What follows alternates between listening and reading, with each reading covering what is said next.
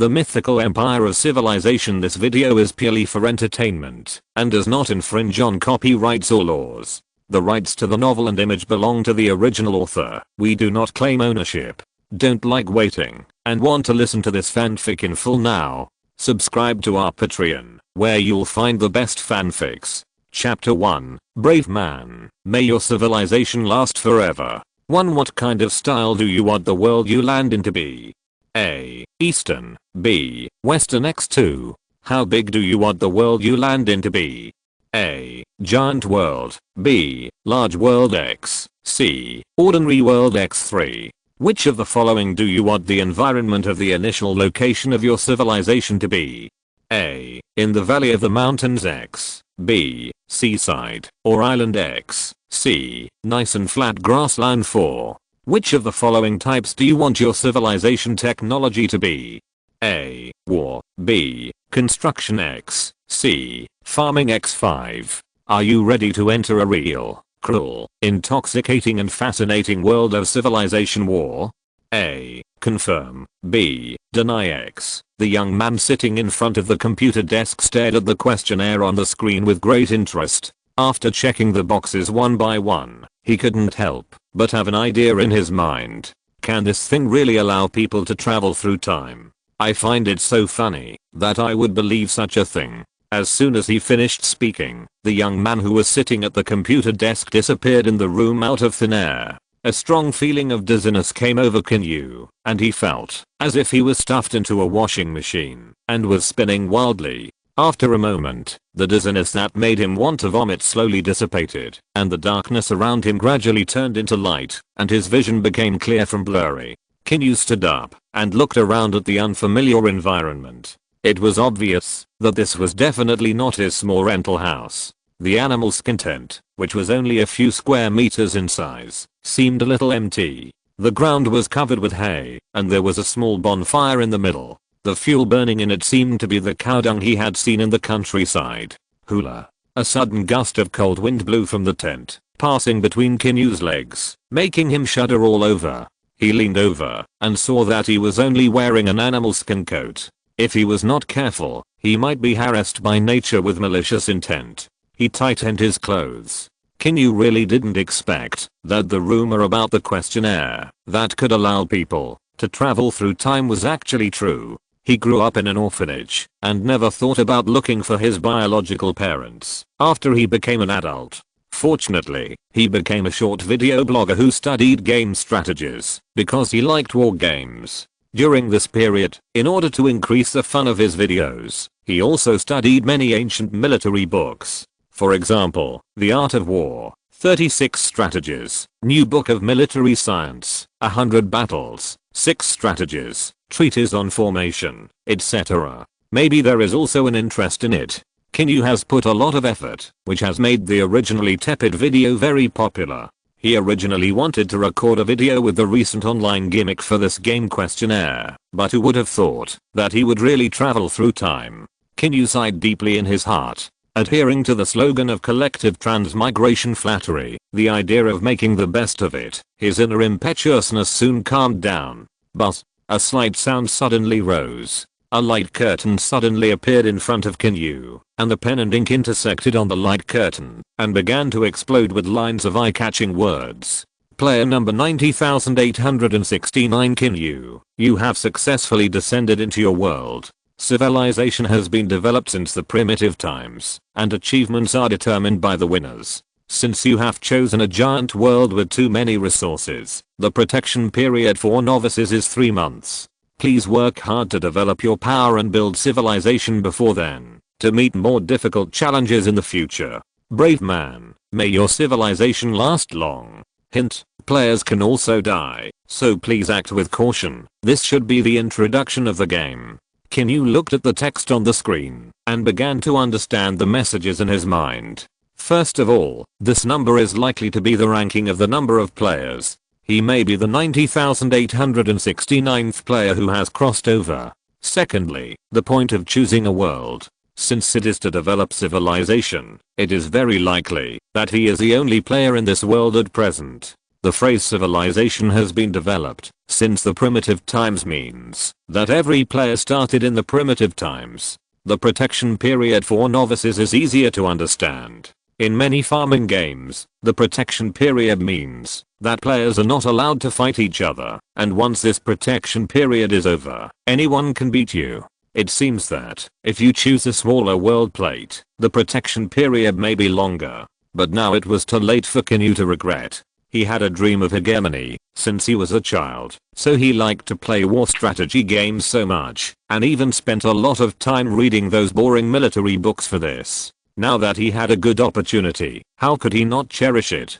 But it was useless to look forward to the future for the time being. He had to go out and see what the current situation was. Just as Qin Yu was about to lift the curtain of the tent and go out to see, suddenly, there was a panicked sound outside the tent, a woman's scream, the scream of animals, and the messy footsteps mixed together. Qin Yu was startled in his heart, and it must be bad outside. Chief. Enemy attack. There is an enemy attack. A thin man wrapped in an animal skin skirt rushed into the tent with a panicked face and shouted, "Take me out to sea." Qin Yu did not ask the man in front of him like a fool such a bullshit question as why he was called the chief. Instead, he immediately realized that there might be an attack by hostile forces here. Everyone was caught off guard for a while and fled in panic. As the situation was urgent and even threatened his life, Qin Yu rushed out with the thin young man. When he walked out of the tent, the surrounding vision suddenly became clear. Qin Yu looked around and saw a vast grassland with only the shadow of the mountains in the east. The scene was a bit chaotic at this time. With Qin Yu as the center, there were more than a dozen large and small animal hide tents around. In the area outside the tents, a team of more than 20 primitive people gathered, snatching the fleeing cattle, sheep and women. The opponent's weapons were not good, and in Qin Yu's opinion, they might not be considered weapons. In addition to some people holding thick wooden sticks, there were also a few people holding sharpened stone knives. Needless to say, the gap between our own people and the opponent was huge. Not only were the personnel scattered, but they didn't even have a decent wooden stick in their hands. Even most of them were empty-handed and fled around in panic. The few remaining men with more blood rushed up with weapons at the first time, but they were soon beaten to death. Qin Yu was anxious. His brain was working fast, thinking about ways to break the situation. If he watched the people flee, and the tribe was robbed, not to mention fighting for hegemony and building civilization, his life would probably be in danger. In anxiety, Qin Yu looked around, and when he saw the blazing bonfire burning in the distance, his eyes lit up instantly. He quickly ran over and took out a red-hot stick from the bonfire. "Warriors of the tribe, look at me." Qin Yu raised the red-hot stick in his hand and shouted loudly, "This is the weapon given by the gods to fight against the enemy. Pick it up and drive the enemy out. Protect our cattle and sheep, our women, our homes." The screaming roar resounded throughout the tribe, and the tribesmen who were fleeing stopped and looked at their chief. Feeling the many eyes cast at him, Qin Yu felt relieved. His morale and people's hearts were pulled back, and there was hope of defeating the enemy. He gritted his teeth and noticed the nearest enemy holding a stick. He raised his red-hot stick and rushed over.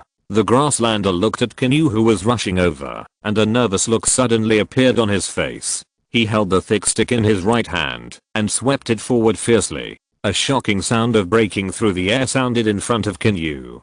Qin Yu was startled and instinctively bent down to avoid it. Then he held the red-hot stick in his hand and pushed forward with all his strength and immediately hit the grasslander's lower body. A shrill scream resounded through the sky. The scene was horrible. It was really sad and tearful. The people around him suddenly felt their legs tightened and a kind of inexplicable pain rose up. The severe pain that was unbearable for a human instantly made the grasslander lose his ability to move. He fell to the ground with a plop, and his lower body twitched like a spasm. Qin Yu seized the opportunity, snatched the wooden stick that fell on the ground, held the wooden stick in his right hand, and swung it towards the grasslander's neck. Crack. A sound of a broken neck sounded, and the poor grasslander rolled his eyes and lost his spirit. Chief.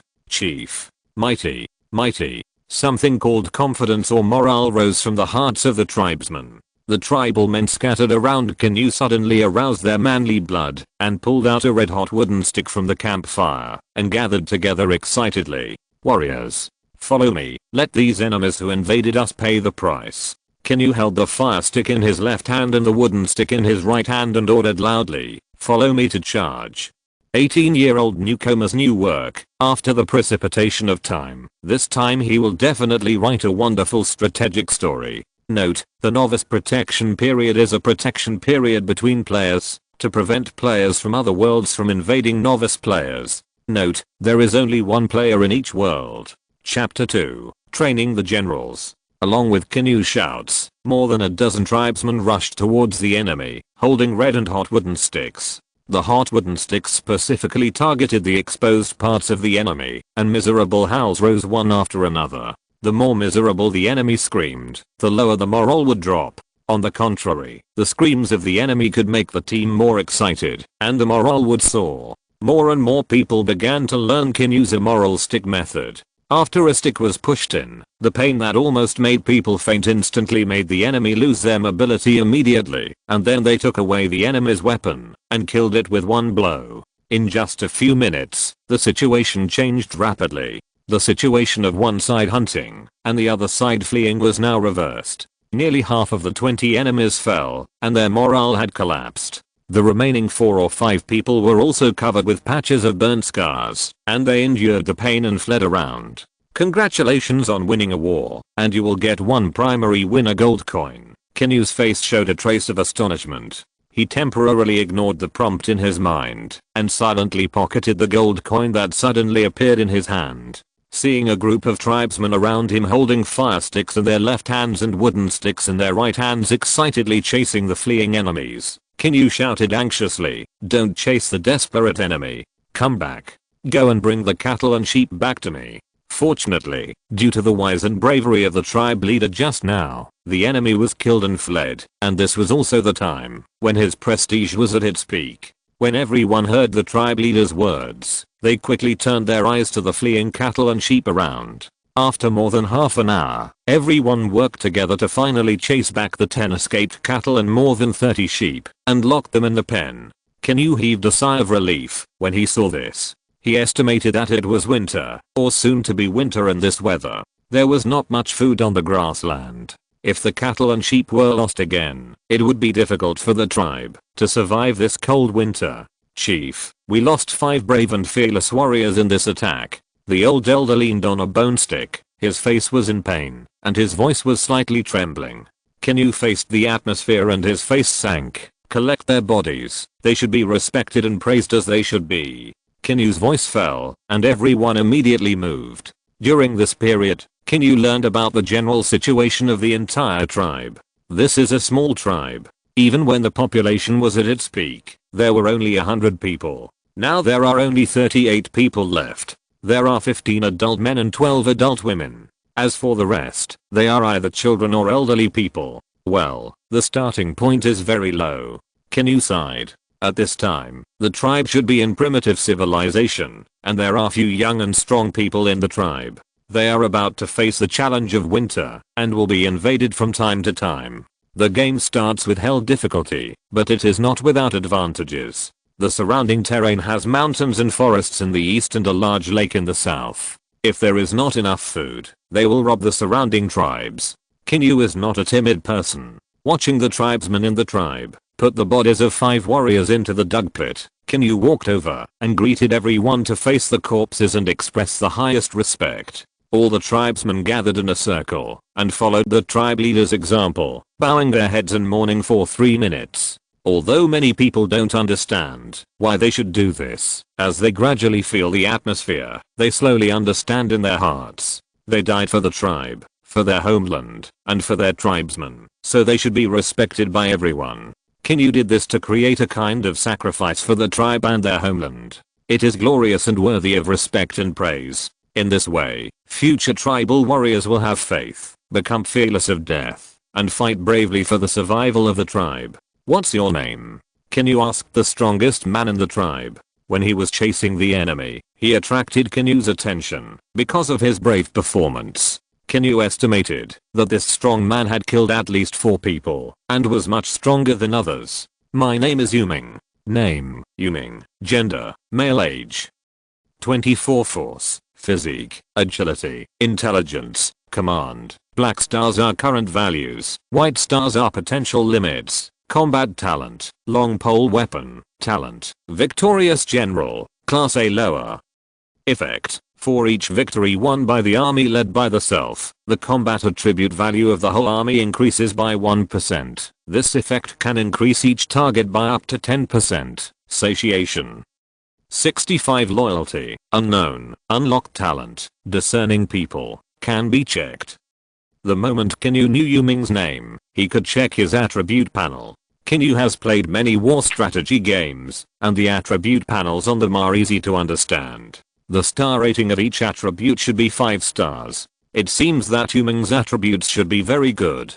Even the potential value of force has reached 4 stars, which can play a very important role in the battle of small and medium-sized groups in primitive society. Looking at his talent, it should be divided into A, B, C, and D, and there may be upper, middle, and lower grades below. There is no need to look at its level. Just looking at the talent effect is already very amazing. This is not an ever victorious general, this is a god-trained general.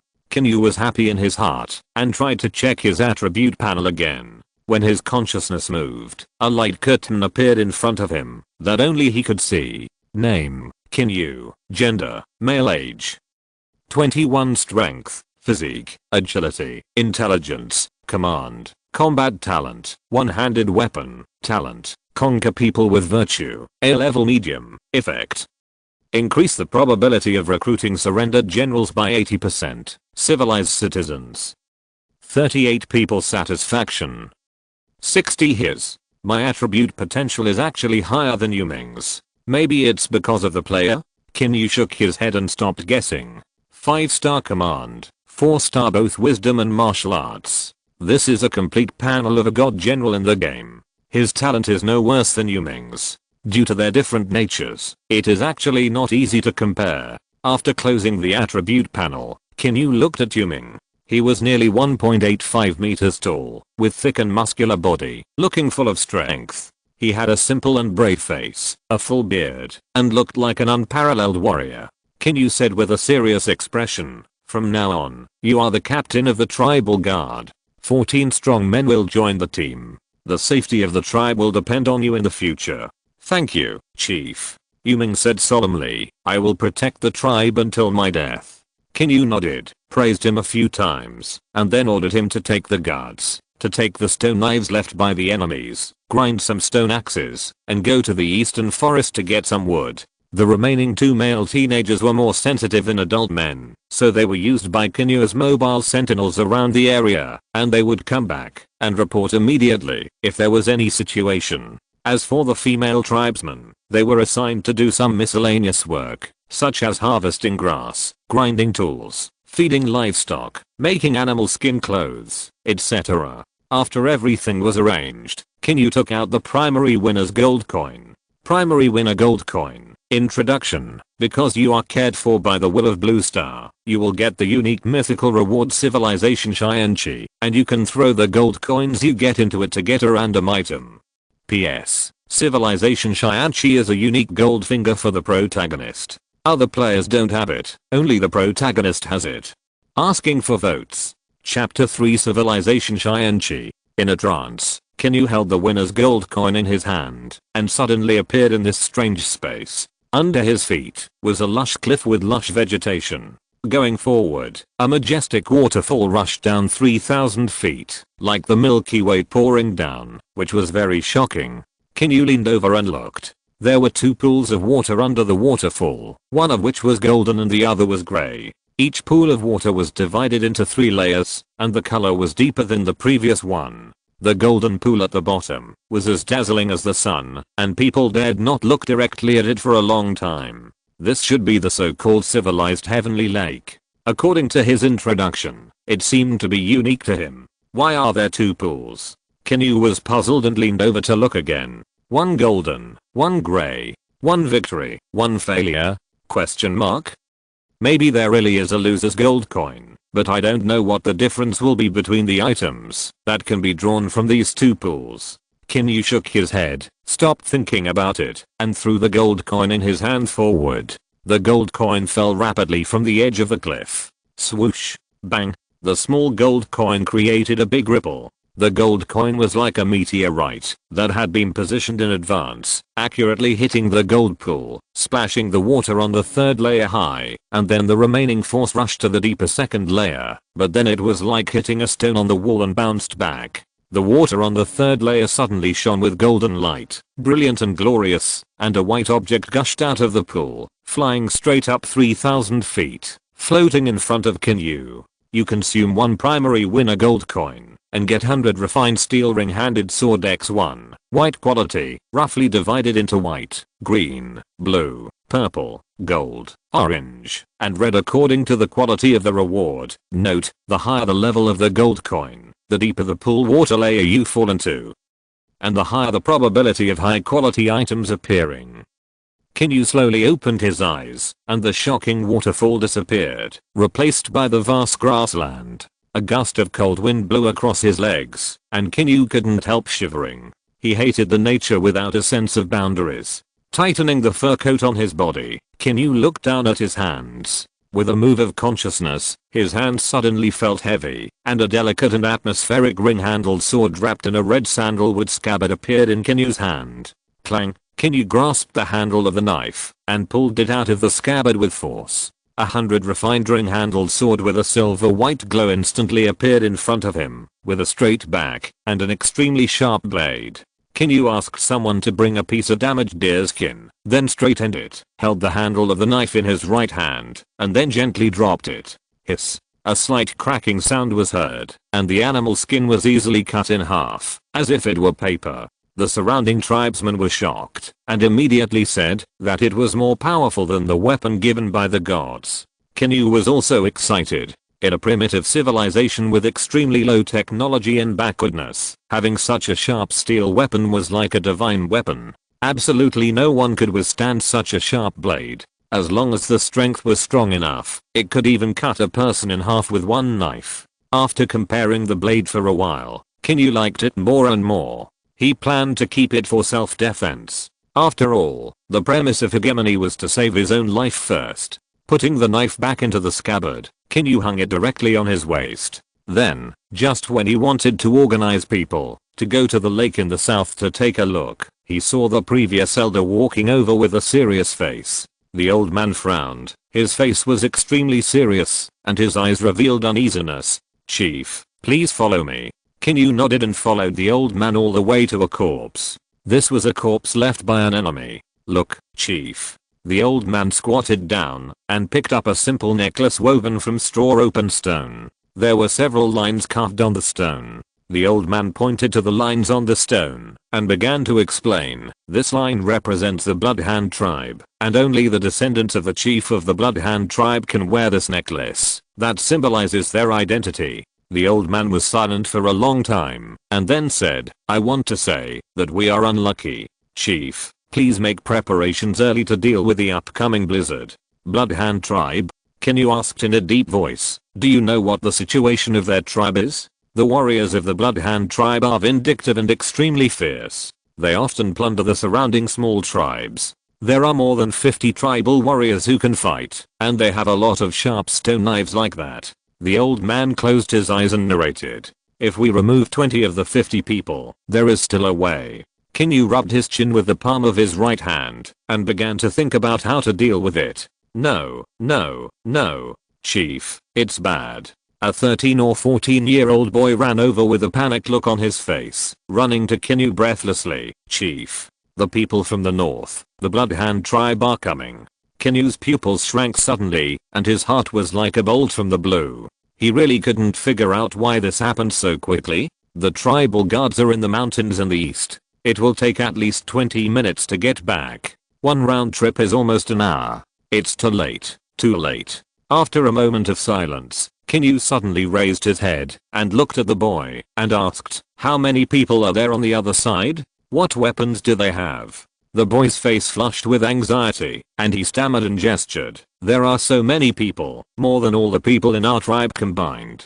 The weapons include wooden sticks and stone knives. It seems that there are also weapons like stones tied to wooden sticks." "Stone spears?" Qin Yu frowned and said seriously, hurry up and call back Yuming, and the others in the east, and the rest of you follow me to meet them, and take a look. As soon as the voice fell, the boy hurriedly ran to the east. Qin Yu led the old, young, and women in the tribe, to meet them in the north. As they got closer, Qin Yu could already see the black shadow in the north. The chaotic footsteps were getting louder and louder, making Qin Yu anxious, but he could only pretend to be calm. If he showed his cowardice or ran away, he would be chased like a prey. Look, chief. The old man pointed to the densely packed enemies in front and said, the warrior with the beast skull is the first warrior of the Bloodhand tribe. Gee. After the old man finished speaking, he fell beside the tent and closed his eyes, as if he had accepted his fate. There were more than 40 young and strong warriors on the enemy side, and then look at our side.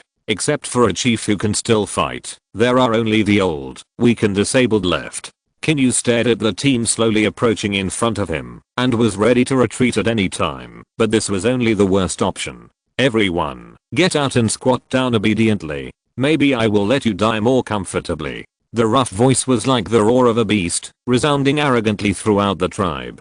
Ji was a strong man with a fierce and cold face. He was wearing a heavy fur coat and carrying a nearly 2-meter long stone spear on his shoulder. The tip of the spear was sharpened to be very sharp, and it seemed that it could easily penetrate a human body. Qin Yu breathed a sigh of relief. The other party did not start fighting without saying a word, which meant that there was still room for maneuver. He pulled his throat and shouted loudly, now that winter is coming, I guess the Bloodhand tribe must be short of food. With so many livestock, do you have enough fodder? Ji looked disdainful and raised his head and shouted, kill you all, the cattle, sheep, food, fodder, and women will all be ours. Ha ha ha ha ha. As soon as Ji finished speaking, the tribal warriors behind him raised their heads and laughed. Qin Yu said calmly, the conflict between our tribes is nothing more than survival. You plundered us today and got some immediate benefits, but what's the use? Sooner or later, the small tribes around us will perish. What will you do when you are short of food? There will be no tribe for you to plunder. Qin Yu saw that he was obviously lost in thought, so he immediately said, give me 3 days. When the time comes, you can bring your army here. As the patriarch of the tribe, I can promise that 50 complete animal skins and 2,000 kilograms of meat will be presented one by one in 3 days, and this will be the case every year. Hearing this, Ji's eyes lit up, and he was obviously interested. After thinking for a moment, he responded, okay. Then I will give you 3 days. If you are missing one thing in 3 days, you will pay with the lives of all your people. After the voice fell, Ji shouted loudly, and more than 40 soldiers immediately turned around and returned in a menacing manner. Seeing the enemy retreat, the stone hanging in everyone's heart was finally put down temporarily. The old man of the tribe who had fallen beside the tent stood up silently and said with a wry smile, Chief, 50 skins and 2,000 kilograms of meat, let alone 3 days. It would be difficult to collect them even in a month. Qin Yu turned his head and glanced at him, then said lightly, I didn't intend to give it to you. 3 days was enough for him to come up with a way to deal with the Bloodhand tribe. If he succeeded, he would rise to the top, but if he failed, his bones would dry up in his grave. The king never feared death, and rebirth in adversity was the truth. Congratulations on your failure in a war, and you will get 1 primary loser gold coin. The sudden voice in his mind made Qin Yu's face froze, and he silently put away the black and gold coin. Is there really a loser gold coin? It sounds unlucky. PS. Long press the text to have an error correction function. A chapter with nearly 3,000 words, please vote. Backvote. Chapter 4 Loser Coins. G. They killed the tribe leader's offspring. Or thin man in a deerskin coat in the team warned with his eyes slanted, if we let them go, the tribe leader will not agree. Are you warning me? Or reminding me? Or teaching me how to do things? G looked at the thin man with a fake smile. The thin man looked at the strange smile revealed by the cold and stiff face, and was immediately frightened and said quickly, I dare not, I dare not. G withdrew his gaze with disdain, and then said to himself, in 3 days, we can take away people and lives, and we can also take so much more skin and meat. Why not? I think the tribe leader will agree. The thin man was timid on the surface, but he secretly said in his heart, you are too powerful to live. How long can you live? When you die, I will take your place. Dragon Tribe Station. In the open space in front of the tribe, thick wood was piled up high. After the Bloodhand tribe left, Qin Yu mobilized the entire tribe. Anyone with a little strength was called by Qin Yu to cut wood in the eastern forest and then carry it back. In one afternoon, Qin Yu estimated that he had cut nearly 100 trees. After instructing the tribe members to process some of the wood into the size Qin Yu wanted, he stood up and drew out the ring-headed knife at his waist, and the sharp blade rose and fell on the slender wooden stick. After a while, the uneven wooden stick became slender and smooth, and the head was polished to be extremely sharp. Congratulations on making a primitive wooden javelin, and get civilization points x100. The war technology tree has been unlocked and can be checked at any time. Although curious, Qin Yu temporarily ignored the prompt in his mind. Instead, he asked the female tribe members in the tribe to learn from him and grind the javelin with a stone knife. In order to give the tribal warriors the power to fight against the Bloodhand tribe in 3 days, Qin Yu thought that he could only rely on long-range weapons to consume them. It is impossible to make bows and arrows for the time being. Bows and arrows seem to be simple in structure and easy to make, but they are actually very complicated. There are as many as 6 materials for making bows, namely, horns, tendons, glue, silk, and lacquer. Not only that, it takes a very long time to make a bow. Ancient books say that in spring, horns are treated, and they are naturally moist and soft. In summer, tendons are treated, and they will not be tangled. In autumn, all materials are closed, and they are naturally tight. In winter, the bow body is fixed, and the bow will not be deformed when it is stretched. In the extreme cold of winter, the glue and lacquer are completely dry, so the appearance can be repaired.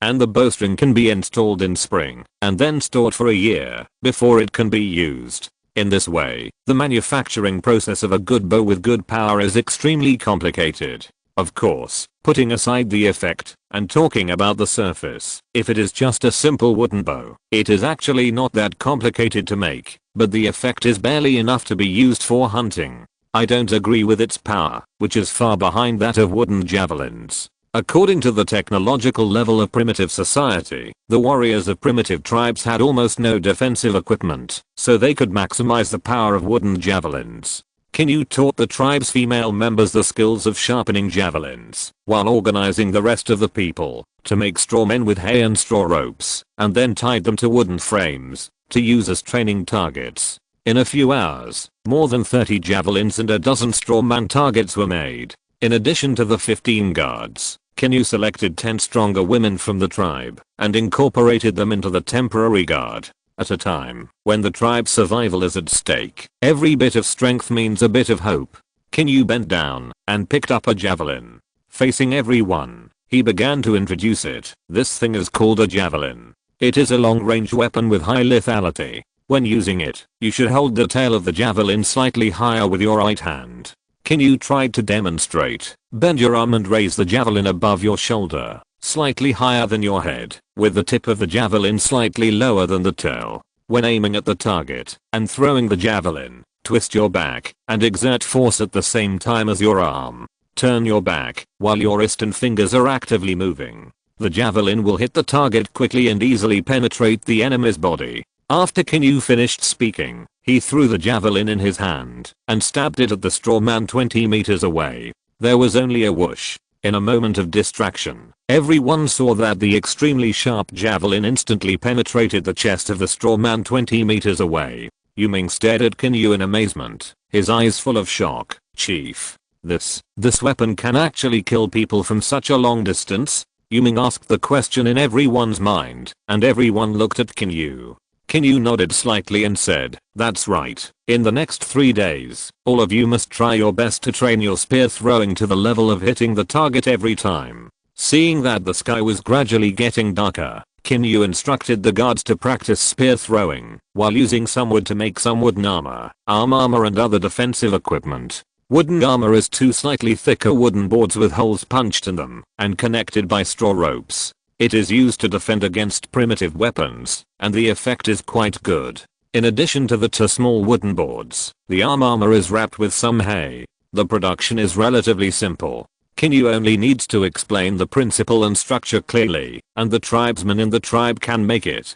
Everyone was amazed at the chief's wonderful ideas, which seemed very practical. At night, the tribe lit a bonfire, set up a stone pot, threw wild vegetables, and hunted venison into the pot, and then poured in lake water and a little salt, and a pot of primitive society dinner was ready. Qin Yu used a wooden bowl to serve some of the soup, meat and wild vegetables. How to describe the taste? It was not delicious, nor was it unpalatable. After everyone filled their stomachs, Qin Yu looked at the big and round moon in the sky and asked the soldiers of the guard to continue practicing throwing spears under the moonlight. The rest of the tribe continued to make throwing spears, wooden armor, arm armor, etc. About an hour later, Qin Yu saw that most people began to show fatigue, so he asked everyone to rest and leave 5 or 6 people to take turns to keep watch in case of emergencies.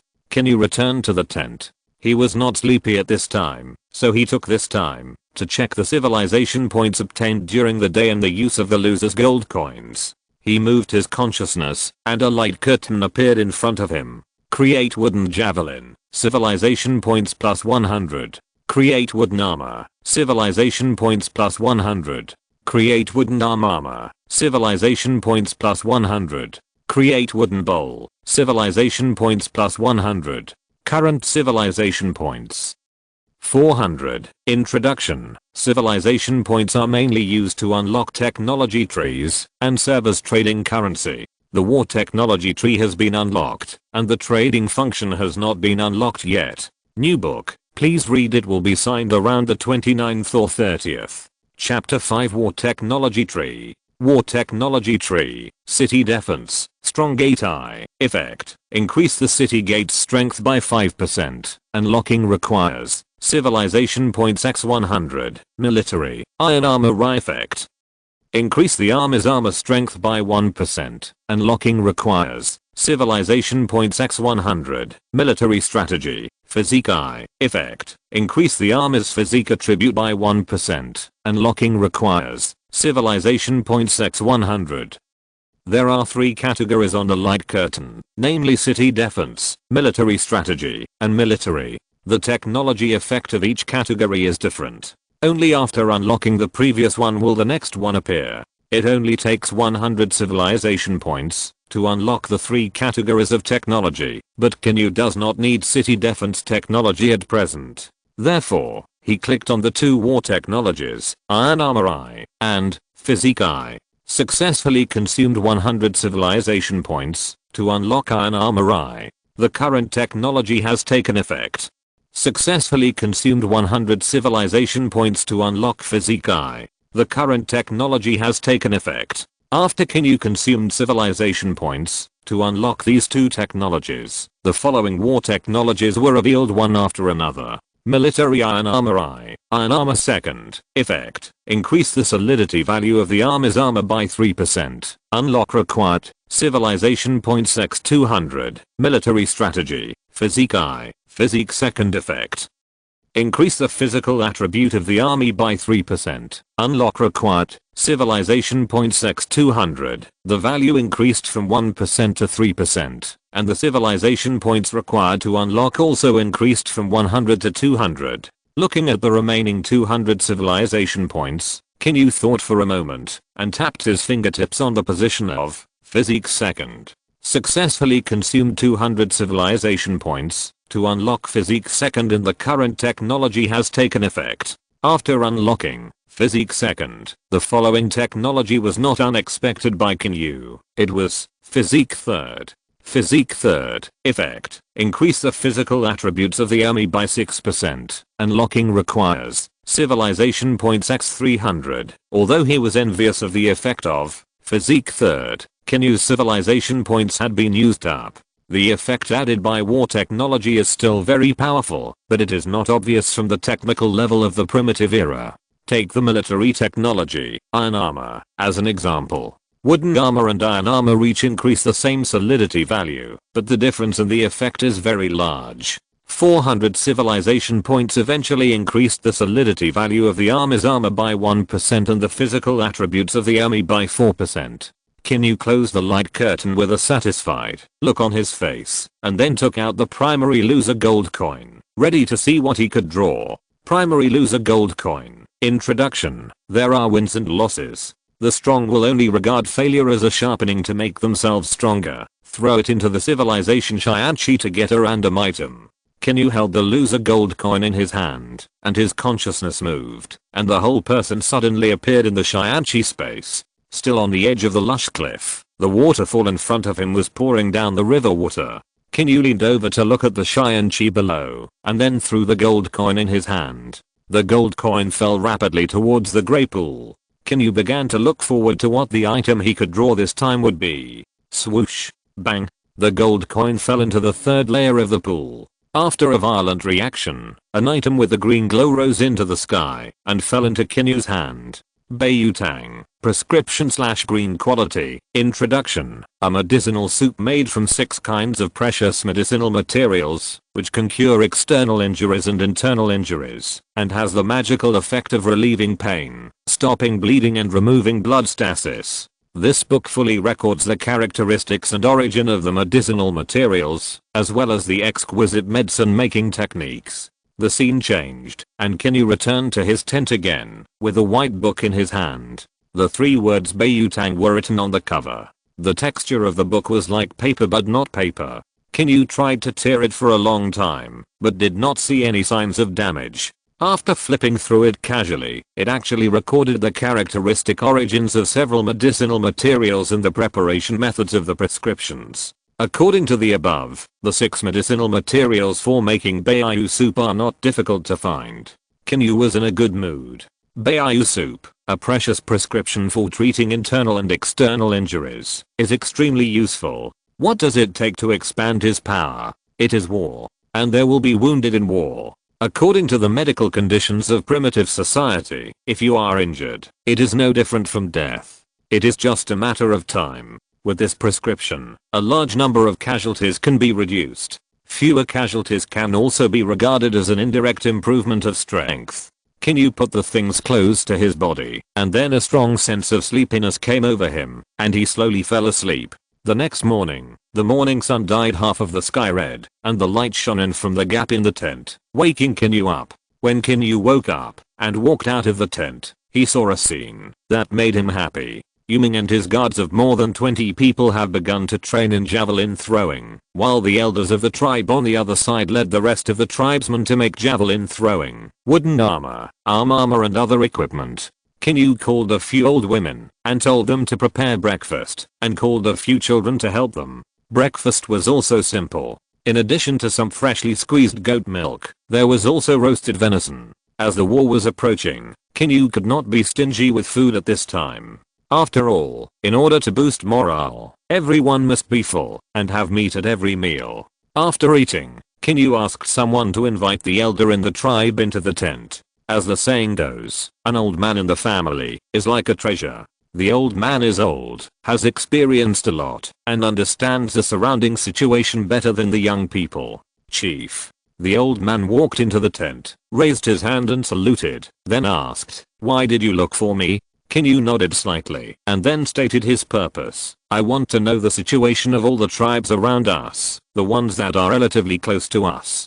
After thinking for a moment, the old man began to narrate. "The closest to our tribe is the White Fox tribe in the west. There are about 20 warriors in the tribe. The second is a Black Wolf tribe across the lake in the south. Its strength is slightly weaker than that of the Blood Hand. There are about 40 warriors in the tribe. In addition, there are traces of people in the mountains in the east. The chief should be more careful. There is also a tribe in the northwest. If I remember correctly, it should be called the Grizzly Bear tribe. The number of people is unknown, but it is rumored that they have the witchcraft of drinking bear blood to enhance their strength. The warriors in the tribe are all 2 meters tall, and their strength should not be underestimated." Qin Yu lowered his head and pondered. "What is a relationship with the White Fox tribe?" The old man responded, "There is not much contact, but there is no hatred." Qin Yu's eyes suddenly lit up, and he immediately said, "Get ready, let Yu Ming bring 4 people to follow me to the White Fox tribe." "Yes." The old man responded respectfully, and then walked out of the tent. Looking at the old man's back, Qin Yu couldn't help but smile. If you want to play big. There is a saying in the ancient books, make friends with those far away and attack those near. So fortunately this time, the White Fox tribe was taken down together. As the commander of a force, Qin Yu knows that you can't be indecisive, so this time he will teach these primitive people a lesson in military tactics that will be remembered deeply. Seeking votes, backvote. Chapter 6 Pleasant Discussion. It was sunny at noon. The wind on the grassland was particularly cold. It was about to snow in this season. How far is it from the White Fox tribe? Not far, chief, just ahead. Yuming responded. Qin Yu nodded and wrapped his fur coat tightly. The 6 people continued to walk towards the west of the grassland. Occasionally, they would encounter some animals on the road, which made Yuming unable to resist throwing his javelin at them. Unexpectedly, he actually hit a grassland deer weighing more than 100 kilograms. If you don't mind the weight, just carry it, Qin Yu said with a smile. The few people continued to walk for about 3 miles, and scattered figures began to appear in front of them. Stop. What are you doing? Seeing Qin Yu and his friends approaching, several soldiers who were patrolling with wooden sticks surrounded them aggressively. I'm the chief of the dragon tribe, and I'm here to visit the White Fox tribe.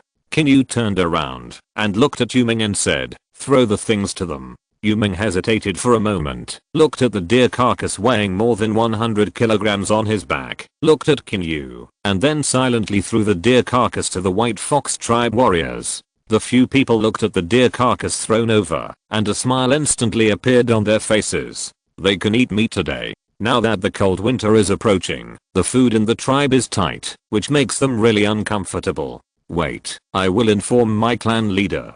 After saying that, one of them turned around and walked into the tribe. After a long time, the warrior of the White Fox tribe came out and responded. My clan leader said that, if your tribe has anything to do, please come in and talk in detail. Qin Yu nodded and followed Yuming and others in. The conditions of the White Fox tribe are similar to those of the Dragon tribe. They all have animal skin tents, a balanced ratio of men and women, and the weapons equipped by the warriors in the tribe are mostly wooden sticks, stone knives, or stone hammers. Since it was a primitive era, stone tools were not so easy to polish, so most people chose stones with suitable shapes and thicknesses to make weapons.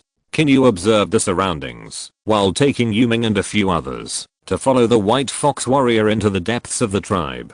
A middle-aged man came up, wrapped in an animal fur coat and a feather hat on his head, and said enthusiastically, Chief Long, please come in. The man who came was the chief of the White Fox tribe. You guys wait for me here, Qin Yu said and turned into the tent.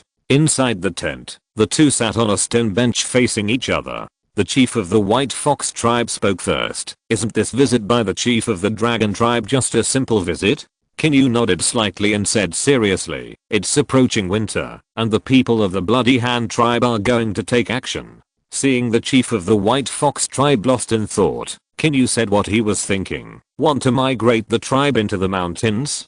Qin Yu shook his head and said, there are not only traces of people there, but also wild beasts that are more ferocious than those on the grassland. After a long winter, it is not certain whether we can come out alive.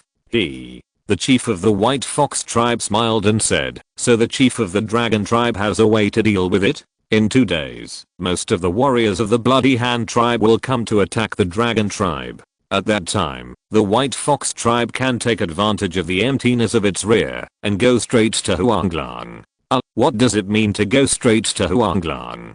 Qin Yu. After explaining for most of the day, the chief of the White Fox tribe finally understood the plan that Qin Yu mentioned. In fact, Qin Yu didn't need to say much. He also understood that once the Dragon tribe was destroyed, the next unlucky one would be the White Fox tribe. Either try to fight, or take the tribe into the forest, to seek a glimmer of hope.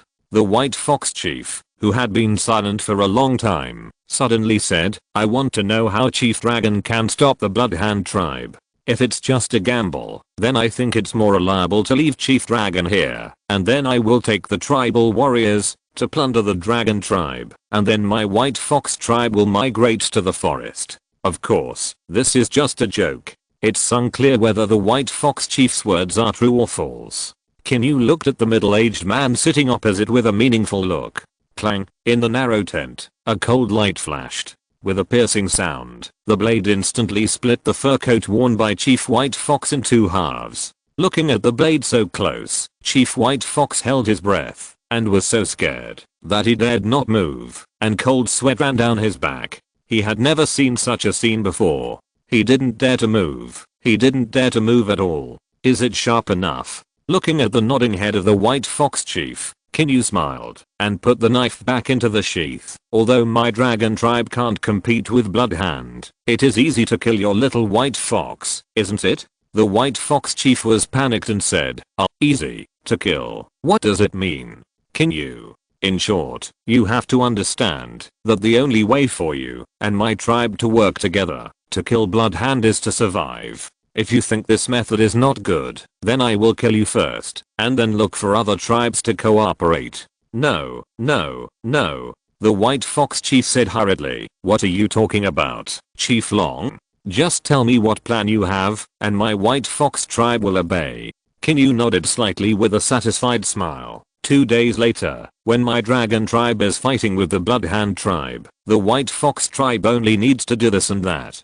But I have to remind you, if you dare to lie to me, Qin Yu said halfway through his words, and pulled out half of the knife at his waist with his right hand and showed it. This flash frightened the White Fox chieftain so much that he waved his hands repeatedly. After a pleasant discussion with the White Fox chieftain, Qin Yu was satisfied and took Yuming and the others away from the White Fox tribe. On the way back, Qin Yu deliberately asked the others to use the animals running on the grassland as targets for practicing spear throwing. Since animals run much faster than humans, and the others had just started to use spear throwing, they rarely hit the target accurately. For this reason, Qin Yu also taught them a few tricks, such as how to predict the direction of the target's movement in the next second with a spear throw so as to achieve the effect of hitting the target with one shot, and advanced skills such as using fake moves or fake shots to deceive, cheat, force, and move the animal before predicting and shooting the spear at the target. After listening, Yuming and the others were full of admiration and were amazed. After wandering outside for more than an hour, Qin Yu brought the others back to the tribe, and the harvest of more than an hour was not small. 3 wild deer weighing more than 200 kilograms and 4 small wild sheep can bring more than 1,000 kilograms of meat to the tribe. This caused cheers and joy within the tribe, and in the hearts of everyone in the tribe. The prestige of the patriarch was growing rapidly and silently. If this was a tribe for long-range weapons, it would take several days to hunt with stone knives and wooden sticks. After returning to the tribe, Qin Yu asked Yuming to teach the skills he had just learned to all the warriors of the tribal guard. Then he took the team out in batches to train javelin throwing. This move can not only obtain a large amount of food for the tribe, but also greatly improve the javelin throwing level of the guard soldiers, which can be said to kill 2 birds with 1 stone. Please read and vote. Backquote. Chapter 7 The War is Coming. Congratulations on making a primitive stone spear. You get 200 civilization points. The war technology tree has been unlocked and can be checked at any time. Qin Yu looked at the rough stone spear in his hand. He didn't expect to get 200 civilization points. The spear body was made of dried hardwood. The 11 parts were all smoothed by him. The head was tied with a fist-sized stone with a straw rope. The top of the stone was sharpened to be extremely sharp. The elder beside him asked curiously, Chief, can this thing be more powerful than a stone knife? Qin Yu nodded slightly and began to introduce. This thing is called a spear. Because a stone is tied to the head, it is also called a stone spear. You see, it is sharpened here, so it can easily penetrate the enemy's body. As the saying goes, an inch longer is an inch stronger. The enemy has a stone knife, and you hold a stone spear, so you can hit and kill him before he attacks you. Qin Yu asked someone to bring a piece of animal skin to wrap the scarecrow. Swish. Qin Yu held the stone spear in his hand, stood 2 meters away, and thrust forward with both hands. The tip of the stone spear instantly pierced the scarecrow wrapped in tough animal skin, causing the surrounding tribesmen to exclaim. This stone spear is indeed more powerful than a stone knife. The elder widened his eyes and exclaimed. Qin Yu smiled and threw the stone spear in his hand. The javelin is almost made. Assign some people to make some stone spears and roast a sheep to reward everyone in the evening.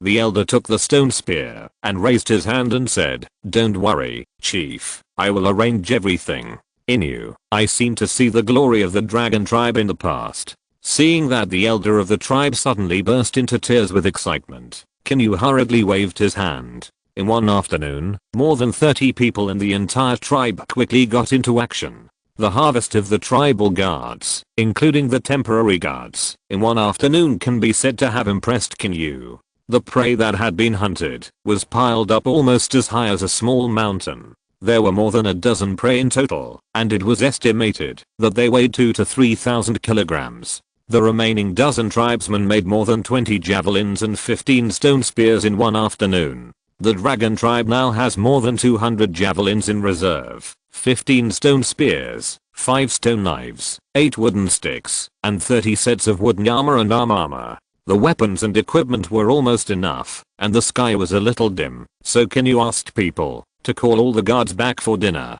Then the tribe began to set up 2 barbecue grills, and after cleaning the bodies of the 2 wild sheep that had been hunted, they were placed on the fire. The hot flames kept roasting the sheep's body back and forth, and the skin secreted fat under the high temperature and ripped into the fire, producing a tempting sizzling sound. 2 middle-aged women took out a few pieces of salt stone and began to rub them on the sheep. As time passed, the fragrance continued to spread. The whole tribe began to smell the tempting aroma of roasted whole lamb, making everyone drool. "When will the chief eat?" Yuming asked impatiently, after smelling the aroma.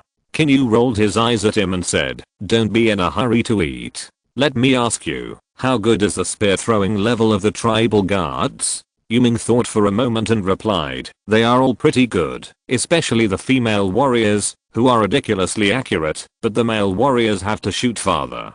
Qin Yu nodded and said, "You can't be careless about spear throwing. It is related to the survival of the tribe. You have to pay more attention to it. And the 15 stone spears are given to the male warriors of the guards. You will train with stone spears tomorrow." Yuming was stunned and then said solemnly, "I will fight the enemy to the death. Defend the tribe. Defend the chief. Ha ha ha." Qin Yu nodded with satisfaction and said, "That's right. This lamb leg is all yours." Qin Yu picked up the stone knife and cut off a shiny and tempting lamb leg from the roasted whole lamb and handed it to Yuming. "Everyone, stop looking and start eating." When the tribe leader finally spoke, everyone was already overwhelmed by the aroma and rushed forward to pick up the stone knives to cut the meat in the bowl. Qin Yu also cut nearly a pound of meat in the bowl. "I don't know what the quality of this mutton is. Even without any spices, it tastes surprisingly good. The soft texture that melts in the mouth, combined with the salty and fragrant blend of salt and oil, can be said to be a rare delicacy." Sure enough, salt is still the most delicious seasoning. Qin Yu's stomach swelled slightly after eating 3 or 2 mouthfuls. Although he was a little unsatisfied, he didn't want to eat too much. After dinner, Qin Yu summoned the tribal guards again. The main purpose was to teach everyone how to use stone spears to fight against the enemy in battle. Due to limited conditions, Qin Yu stipulated that most of the stone spears made were more than 2 meters long. This length is actually about the same as a gun, but because a stone spear is only sharp at the head and there are no blades on both sides, some fancy spear techniques cannot be used. Therefore, Qin Yu only taught a few relatively simple spear techniques: stab, poke, insert, block, etc. The 15 male warriors of the tribal guard are stronger, so Qin Yu gave these 15 stone spears to the male warriors, and they mainly practiced stabbing, blocking, stabbing, and inserting.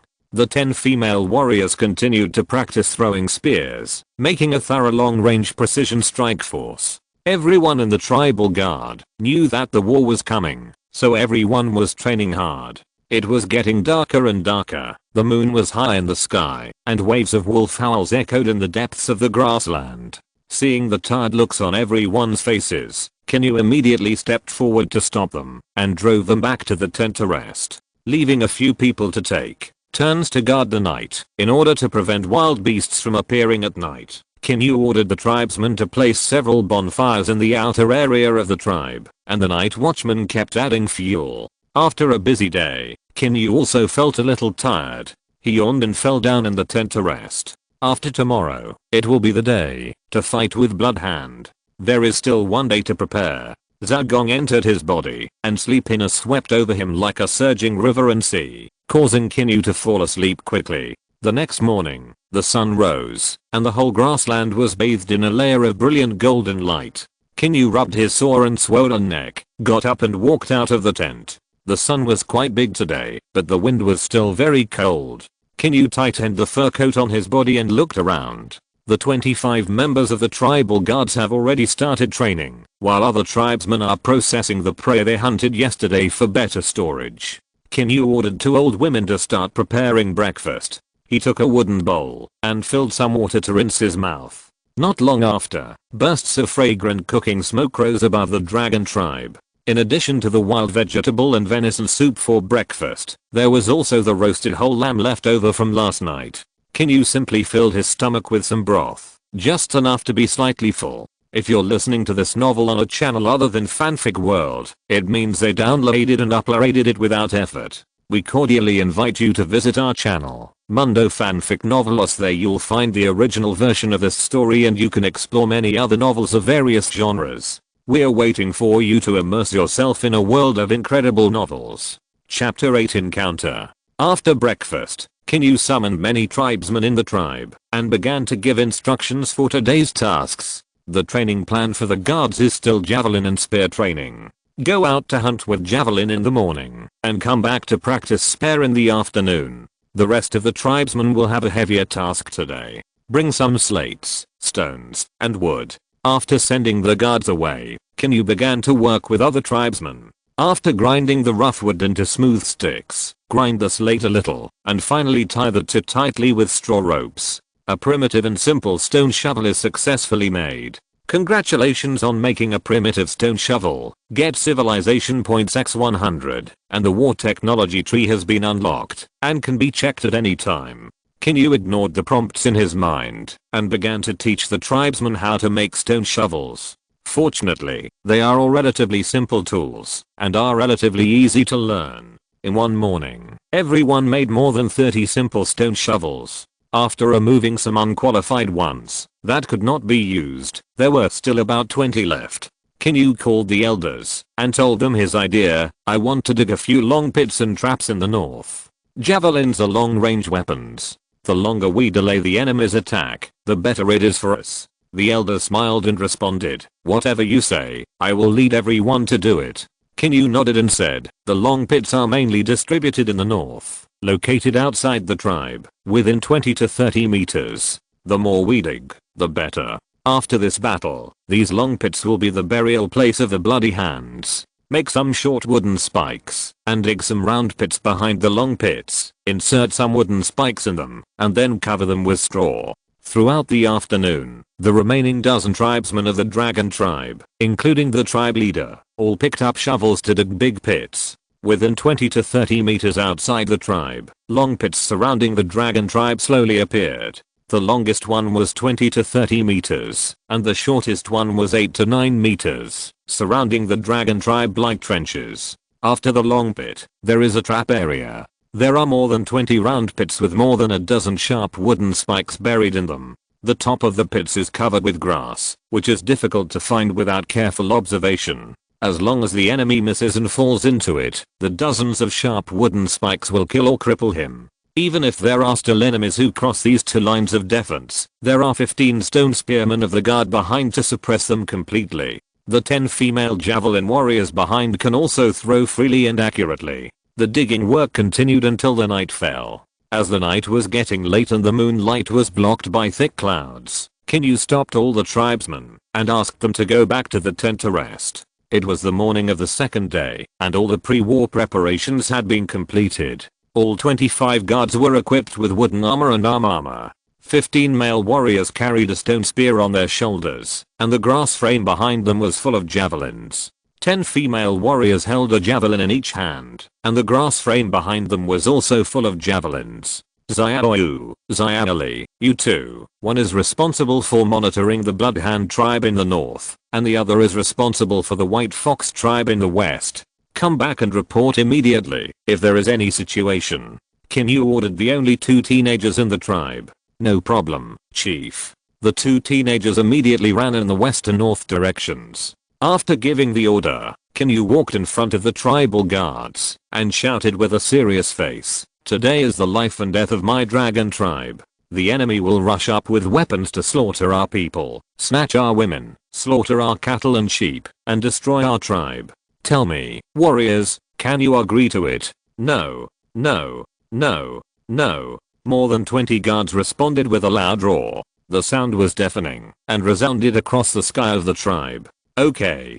Qin Yu laughed and said, "You are the offspring of the dragon tribe. You are the root of the dragon tribe. You are also the patron saint of the dragon tribe. When the enemy points their weapons at us with ferocious faces, we should also respond to them mercilessly with the weapons in our hands. Kill. Kill. Kill." Qin Yu shouted with all the strength in his chest. "Kill. Kill. Kill. Kill. Kill.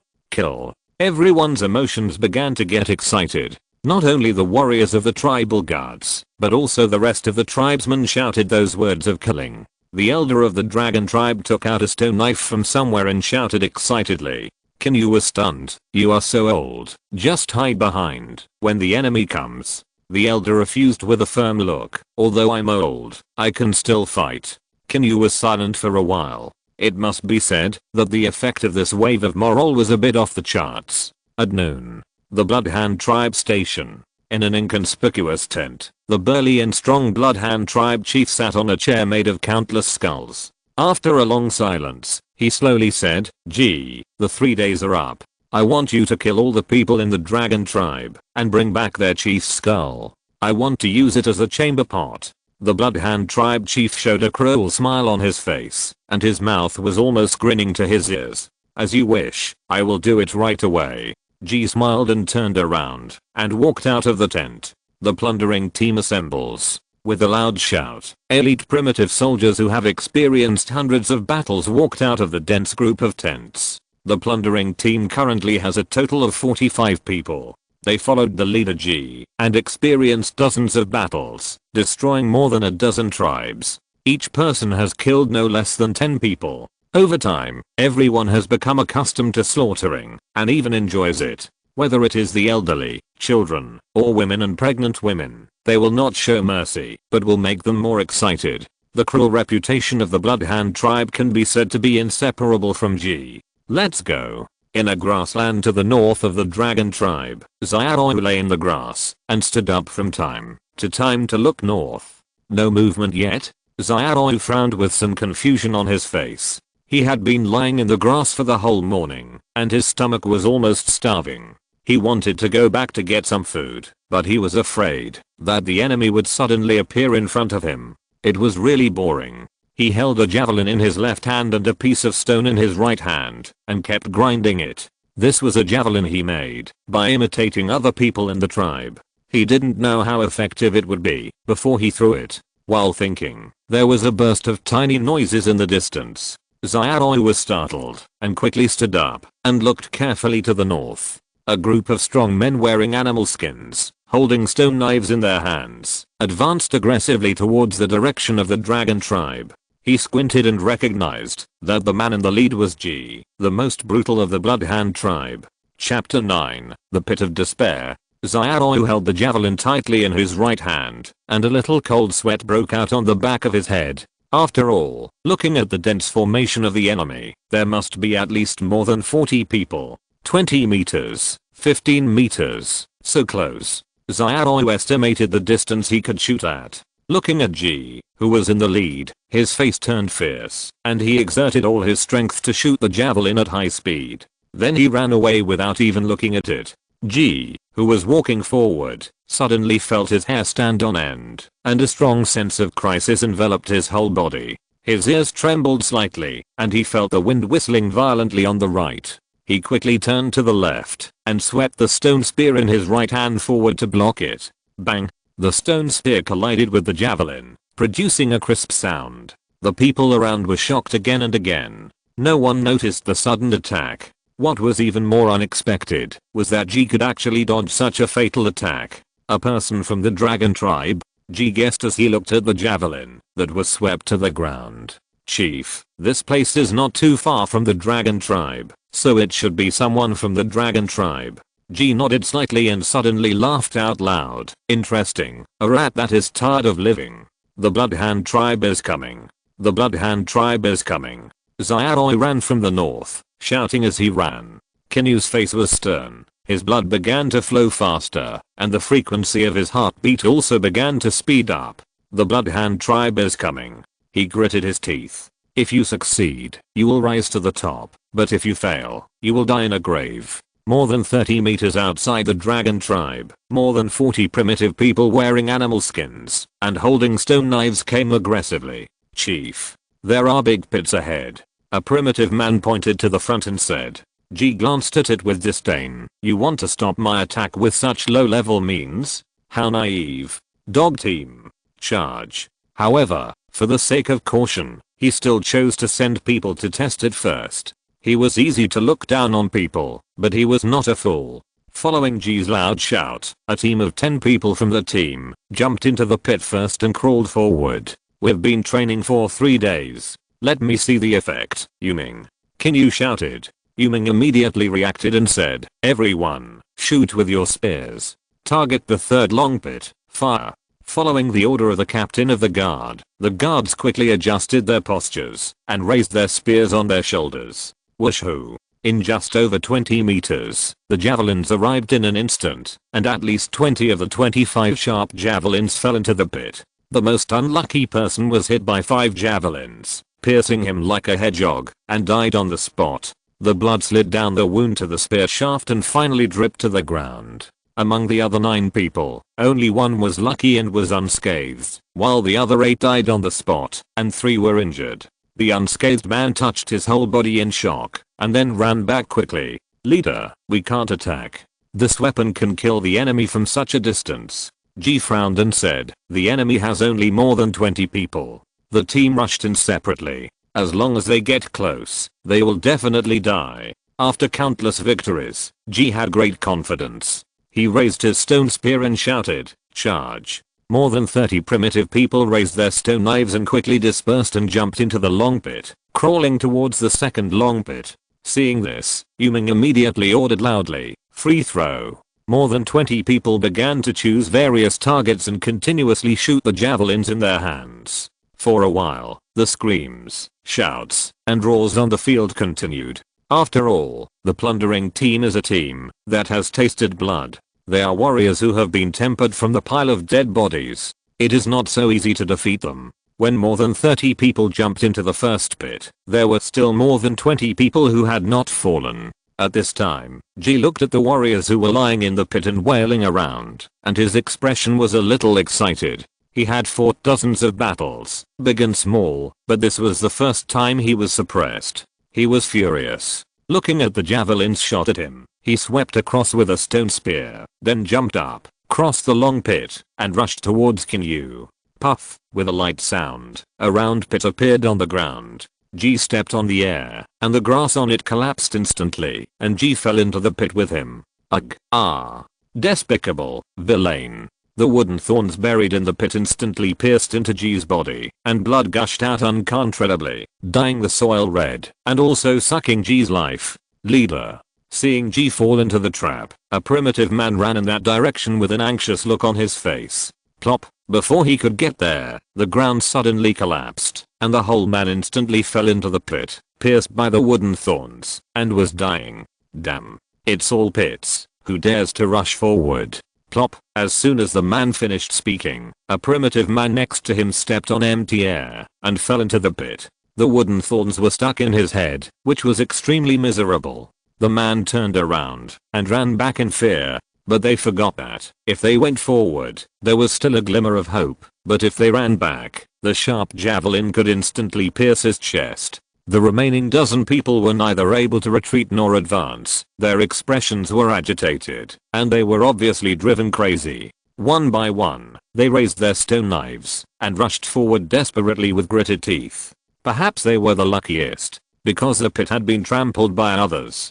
Qin Yu had long thought that the other party might choose to disperse the attack, to deal with the volleys of the guards. Therefore, the pit traps behind the 3 long pits just worked. If the opponent rushed from one direction in a dense formation, the volleys of the guards could cause massive damage. If the opponent dispersed the attack, the scattered pit traps in the rear could still cause massive damage. In any case, this great victory was already expected. The reason why Qin Yu was nervous was that he was worried about the unknown and possible accidents, but looking at the current situation, the battle was already decided. Put away the guns and take the spears. Yuming looked at the dozen enemies rushing over and shouted loudly. The 15 male warriors of the tribal guards immediately drew out sharp stone spears more than 2 meters long and looked at the enemies rushing up and stabbed forward together. The moment the spear thrust forward in his hand, the distance between him and the enemy would be shortened instantly, and then the sharp spear tip would easily penetrate all the enemies. In a moment, 7 or 8 more enemies fell. Although the remaining 5 primitives blocked the first attack with their fighting instinct, the 3 or 4 stone spears that attacked them again pierced their hearts. Several people's eyes widened, blood kept flowing from their mouths, and they slowly fell backwards. Congratulations on winning a war and getting one primary win, a gold coin. Please read the new book. The contract status should be changed in the next 2 days. Chapter 10. A great victory. Qin Yu estimated that more than half of the enemies from the Bloodhand tribe who came to plunder today would die with regrets. There were a total of 46 people, more than 20 of whom died on the spot, and the rest were either seriously injured and unable to move, or slightly injured and dared not move. Sir, please spare my life. Sir, please spare my life. I will be your slave. A slightly injured Bloodhand tribe warrior hugged Qin Yu's ankle with a pleading look on his face. Clang. On the battlefield of the dragon tribe surrounded by blood, a cold light flashed. With a snap, a round head fell off the man just now, and blood gushed out like a fountain. The sin is serious, and there is no mercy for killing.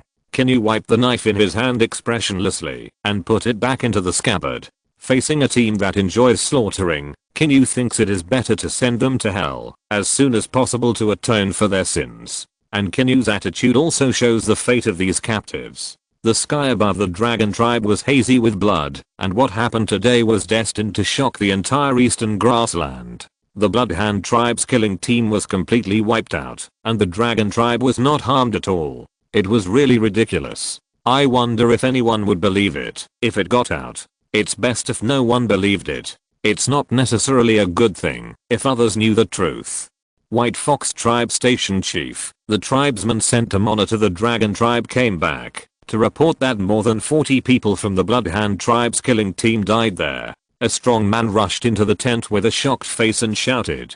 The White Fox chief was stunned and said, "What did you say? All died there? What about the casualties of the dragon tribe? All died there. And there were almost no casualties in the dragon tribe. What should we do?" The strong man responded hurriedly. The White Fox tribe leader stood up in a hurry and said as he walked out, "Gather the hunting team. Follow me to fight the Bloodhand tribe." The strong man chased after him and asked in confusion, "Chief, what's the point of us fighting the Bloodhand tribe at this time?"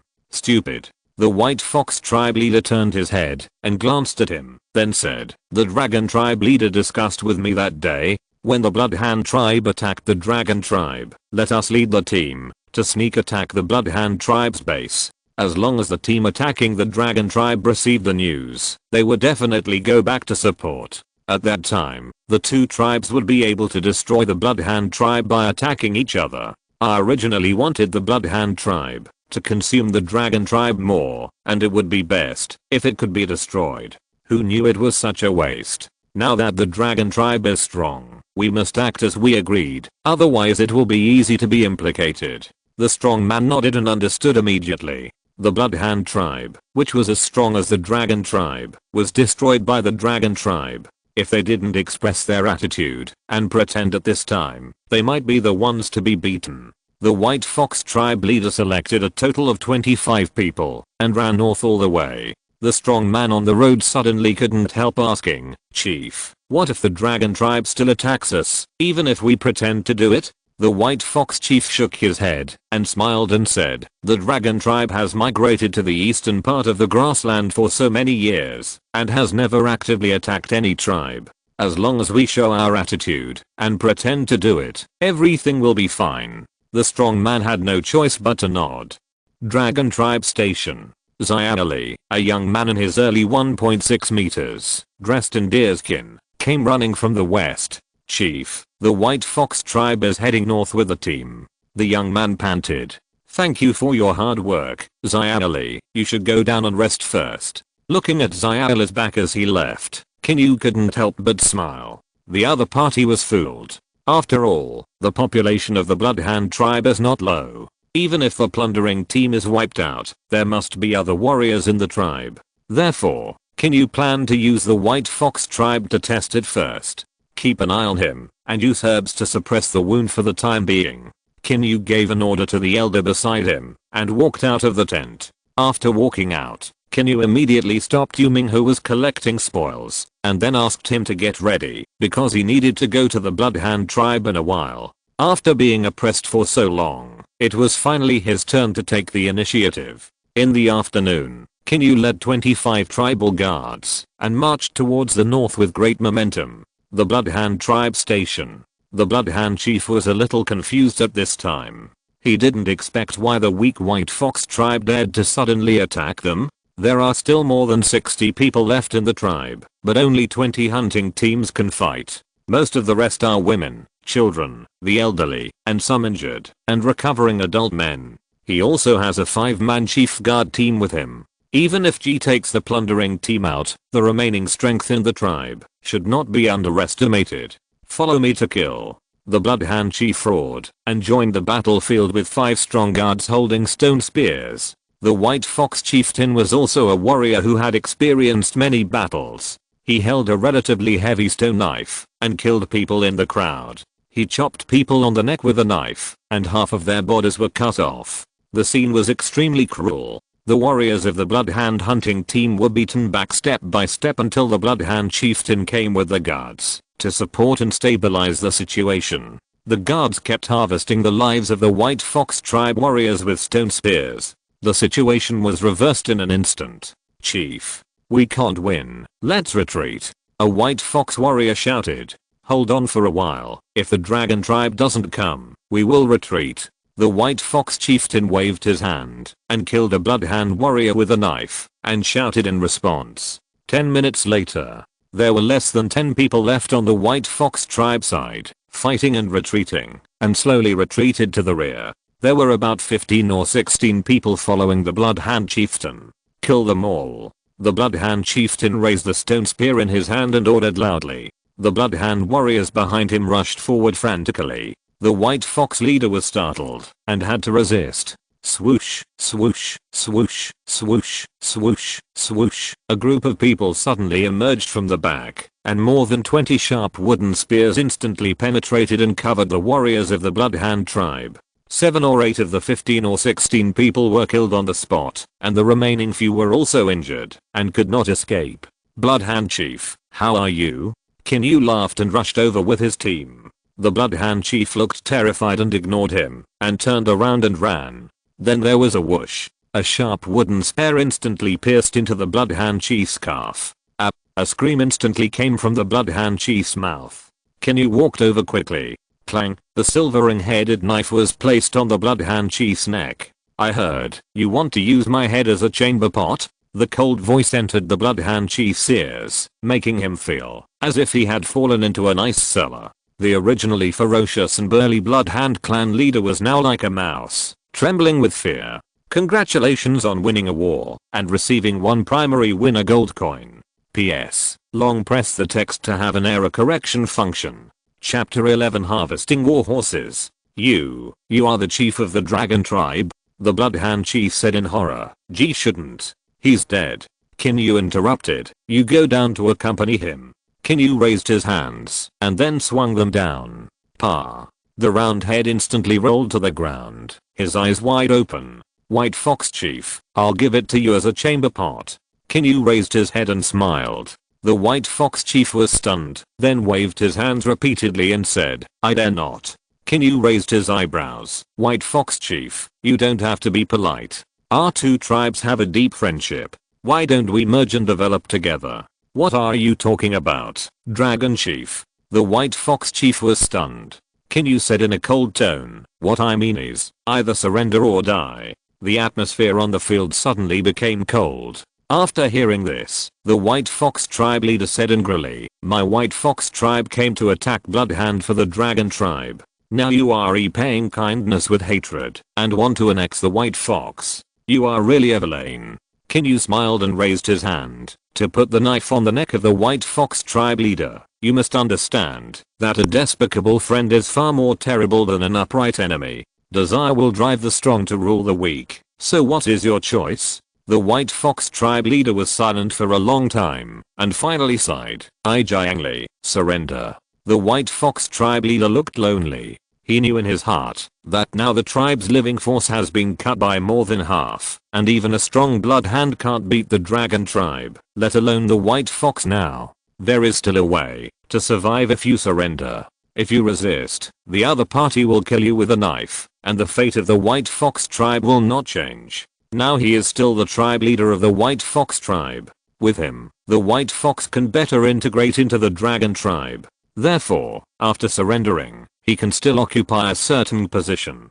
After all, Jiangli is not a fool, and a fool can't be the tribe leader. Qin Yu sheathed the knife, and with a thought, a light screen appeared in front of him, as long as he could see it.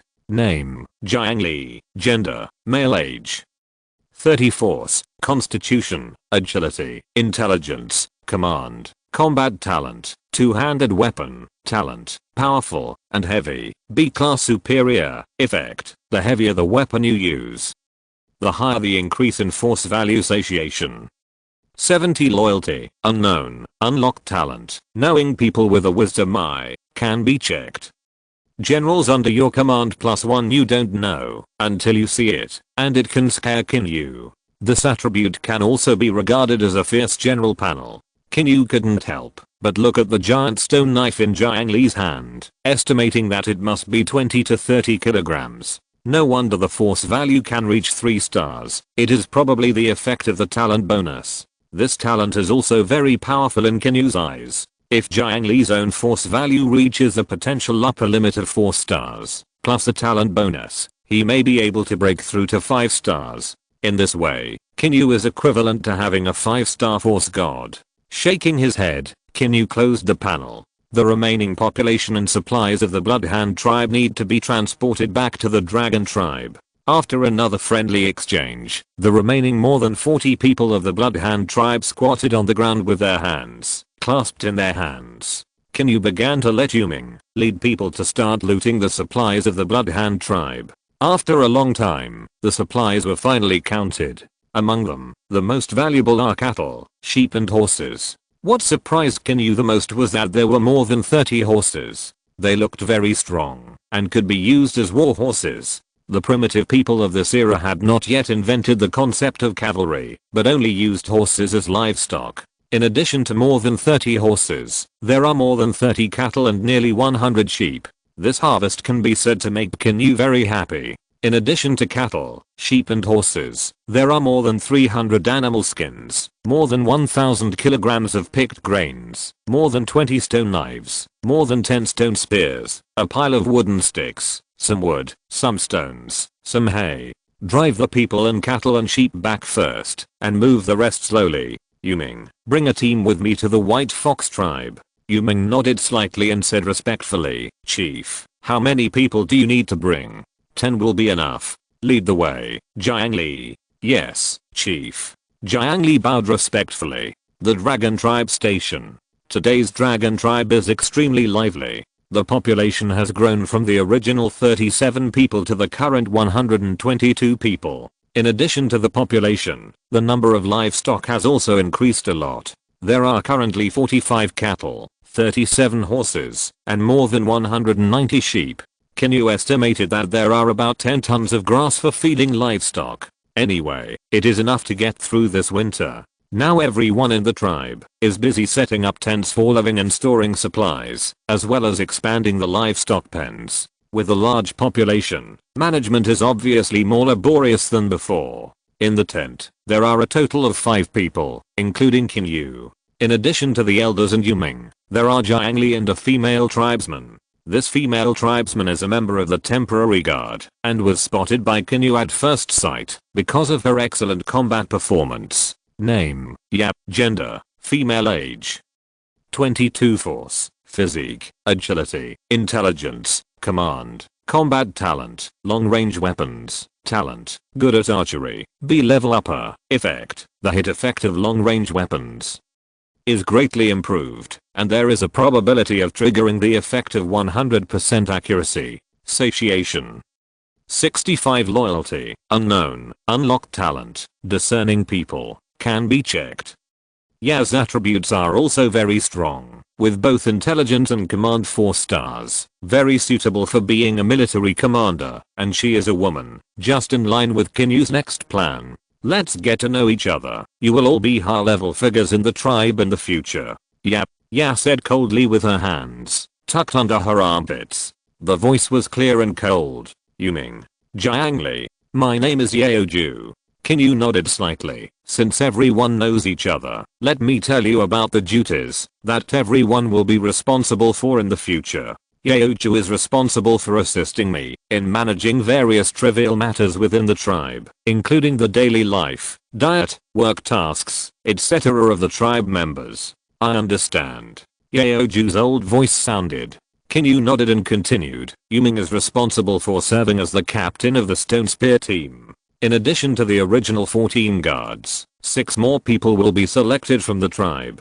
Yuming obeys. Yuming bowed respectfully. Ya will be the leader of the hunting team. In addition to the original 10 female javelin warriors, we will select 20 female tribesmen and 5 male tribesmen from the tribe to join the hunting team. Ya, obey your command. Seeing that everyone around him had things to do, Jiangli became anxious. He asked, Chief, what about me? Please read on. Chapter 12. Making herbal soup. Qin Yu fell into thought. Jiangli had just joined the tribe, so it was impossible for him to hold military power. However, if he was not given some power, it would affect the loyalty of the White Fox tribe members. After thinking for a while, Qin Yu said, Jiangli will temporarily serve as the leader of the gathering team.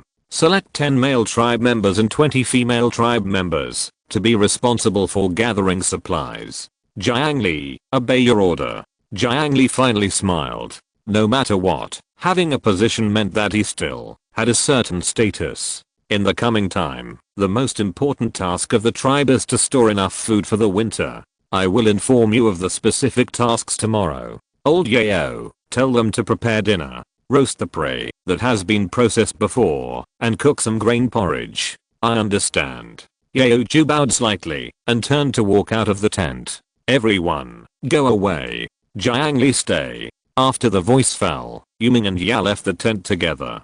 Qin Yu glanced at the backs of the 2 men, then turned his gaze to Jiangli and said, find a few tribesmen who are familiar with the terrain of the mountains and forests to pick these plants. Qin Yu took out a white book and showed him the 6 medicinal herbs recorded on it one by one. The 6 medicinal herbs are Panix natoginseng, thistle, safflower, Herbaligustus abutilonus, Radix adenifori, and Eclipta prostrata. Can you remember it? No problem, tribe leader. Okay, do it as soon as possible. Although Jiangli was puzzled about where this colorful atlas came from, he did not ask the doubts in his heart. After all, he just had to follow the tribe leader's words. It would be bad if he asked and made him bored. After sending Jiangli away, Qin Yu sat on the stone bench in the tent and took out 2 small and exquisite gold coins from his waist. The victory of the 2 battles today brought him 2 primary winner gold coins. He was going to use them now to see if he could draw out some good things. In a trance, Qin Yu came to the lush cliff again. This time he did not hesitate and threw the 2 gold coins in his hand down. The gold coins fell into the golden pool along the direction of the waterfall. Then 2 rays of light, one white and one blue, shot up into the sky and fell into Qin Yu's hands. You consume 1 primary Victor gold coin and get rough polishing agent *10 white quality. You consume 1 primary Victor gold coin and get bow and arrow workshop blue quality. This time, my luck was not bad. I actually got a blue quality item. Qin Yu began to check it out impatiently. Rough polishing agent, sprinkling it on tools and weapons can increase a certain degree of firmness and sharpness. Rough polishing agent is only effective for stone and bone weapons and tools. Bow and arrow workshop, you can freely choose to build it at any location. The bow and arrow workshop has the ability to make bows and arrows. You only need to fill in materials and population to produce bows and arrows continuously. Qin Yu was very satisfied with these two things, especially the second building. After all, if bows and arrows are made naturally, they require a certain level of craftsmanship and a long waiting time. It is far from what the current dragon tribe can afford. Now that there is a bow and arrow workshop that can produce bows and arrows continuously with only raw materials, it can be said to be very useful and can save a lot of manpower and material resources. The building cannot be tested for the time being. Even if it is built, there is no material to produce bows and arrows, so Qin Yu chose to try the effect of the rough polishing agent. He ordered someone to bring a piece of animal bone and a 1 meter long wooden stick. Qin Yu simply spliced the two together to form a shape that resembled an axe. Then he took out a bottle of rough polishing agent. The polishing agent was in a porcelain bottle. After opening the bottle cap, Qin Yu also smelled it. It was colorless and odorless. Pour it on the animal bone. Then something magical happened. The gray-white powder fell on the animal bone and then gradually merged into it. The shape of the animal bone began to melt and shrink and finally turned into an extremely sharp animal bone axe with a cold glow. Congratulations on making a sharp animal bone axe and getting civilization points x300. Qin Yu ignored the prompt, but stretched out his finger and gently scratched the axe blade. In an instant, blood dripped from the gap in the wound. It's so sharp. Qin Yu naturally couldn't use such a powerful weapon to cut trees. There were still 9 bottles of polishing agent left, which meant that 9 more animal bone axes could be made. Qin Yu closed his eyes and thought for a moment. Since the tribe should not be in war for the time being, he did not plan to rush to make the animal bone axe. He just had a relatively simple plan in his mind. The animal bone axe is matched with a wooden shield, and he can find time to make some leather armor with the animal skins brought back from the Bloodhand tribe today. The combat effectiveness of the warriors equipped in this way is absolutely outrageous in the primitive era. Qin Yu really needs to catch up with this plan when he has time. Time soon came to the evening, and the sky outside was already dim. Jiang Li and 5 tribesmen had returned from the mountains and forests, and each person had more or less herbs in their boxes. Qin Yu went forward to identify them one by one, and all the herbs recorded in the 6 kinds of Baiyu decoction were collected, in addition to some herbs that can reduce inflammation and kill bacteria. Qin Yu calculated that the herbs that could be used to make Baiyu soup could be boiled into 5 pots. 1 pot is 10 doses, which is not too little. Although Jiang Li was asked to pick the herbs, there was a possibility that the formula of Baiyu soup would be exposed in the future. Qin Yu was not too worried. First, with him around, Jiang Li was unlikely to betray him. Second, unless Qin Yu was asked to pick the herbs himself, no matter who was sent, there was a possibility of exposure. And Qin Yu naturally couldn't have the time to pick the herbs alone. The third reason was that, even if the herbs needed to make Baiyu soup were exposed, it would be difficult to make Baiyu soup without the ratio and the method of boiling. Therefore, Qin Yu felt that it was nothing to let Jiang Li go, but it would make him feel that he was valued later. Qin Yu walked out of the tent. It was already dark outside. There were piles of burning bonfires in the dragon tribe, and the aroma of food was wafting. The sudden and violent population growth did not bring too much chaos. The people of the White Fox tribe were comforted by Jiang Li, and those of the Bloodhand tribe were mostly women. The force was in Qin Yu's hands again, so he believed that it would not take long for the people of the 2 tribes to be completely integrated into the dragon tribe. Qin Yu simply ate something to fill his stomach, and then ordered someone to set up a stone pot. He began to put the 6 kinds of medicinal materials into the stone pot, in turn according to the recipe recorded in the book. The flames burned fiercely, constantly roasting the bottom of the pot, and the heat circulated in the pot, and waves of medicinal fragrance drifted out of the pot. After several tedious steps, Qin Yu began to pour clear water into the pot little by little. After a long time, the time lasted until late at night, and the soup in the pot had been boiled black. Qin Yu used a wooden bowl to scoop some, and then sealed the pot with a lid to prevent the loss of medicinal effects. How is he? In front of the tent, Qin Yu held a wooden bowl, and asked the soldier guarding the entrance of the tent. He has not woken up yet, but he is still breathing. Qin Yu nodded and handed over the wooden bowl. Feed this to him. The soldier took the wooden bowl and looked at his expression and was stunned. Qin Yu even understood the meaning on his face. Probably. Are you trying to poison him? But do you need to use poison to kill him? One knife down. This is a decoction, but this is my first time to make it. It depends on his fate, whether he lives or dies. Qin Yu looked at the puzzled expression on the soldier's face, couldn't help but explain, and then turned and left. G in the tent smelled the extremely strange smell, and the corners of his mouth twitched. Because he was too seriously injured, he couldn't even open his eyelids. He was just drawing wildly in his heart. Don't give it to me. Please vote, please read. Chapter 13 Bow and Arrow Workshop. In the early morning, the sun rose. The biting cold wind blew into the tent. Qin Yu, who was lying on the animal skin blanket, couldn't help but shiver all over. The cold air woke him up. Why is it so cold? Qin Yu tightened his animal skin coat, but still felt extremely cold. Qin Yu stood up, opened the curtain and walked out. A gust of cold wind immediately rushed over, causing Qin Yu's face to feel a slight sting. Chief, it's the winter solstice. Yaoju walked over with a wooden stick. Qin Yu looked up and saw white snowflakes floating freely. No wonder it was so cold. It turned out to be snowing.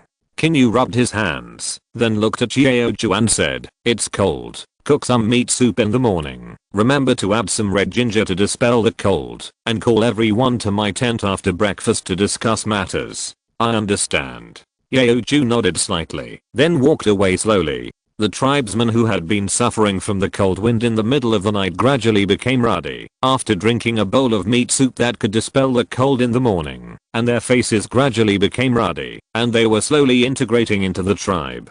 Slurp, slurp. Inside the tent, 5 people gathered together to drink the meat soup. After Qin Yu drank the soup in the bowl in one breath, he pursed his lips and said, "It is now the winter solstice, and the tribe will face severe cold weather in the future, so now we need to store wood on a large scale. Jiang Li, Yuming, in addition to your respective teams, you two will select 20 tribesmen from the tribe and go to the mountains to cut wood together."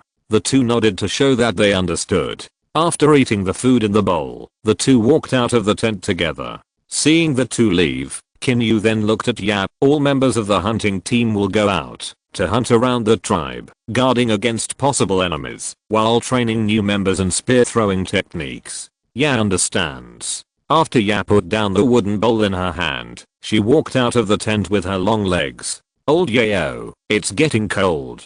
Give each tribe member a fur blanket later. The tribe leader is kind." "I'll remember that."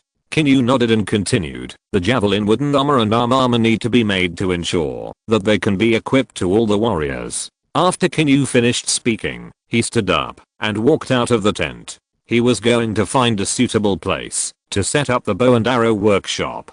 There are now a lot of tents in the dragon tribe, which look very dense. The area of the tribe has reached more than 1,000 square meters. Qin Yu inspected for a long time and finally chose to place the bow and arrow workshop in the center of the tribe. Qin Yu's consciousness moved, and a blue light suddenly exploded inside the tribe. A shadow of a building of nearly 100 square meters appeared in front of Qin Yu. The tribe members around couldn't help but look sideways, staring at Qin Yu with surprise. After a moment, the blue light dissipated, and a building full of ancient and solemnity appeared in everyone's sight.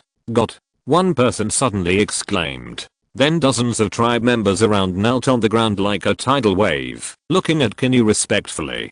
Qin Yu was stunned. He had not thought of this situation, but he soon figured it out. After all, no matter what era it was, creating a building out of thin air was like a divine method. However, such a change not only had no disadvantages, but also had quite good benefits. At this time, Qin Yu's prestige in the hearts of the newly joined tribesmen reached its peak.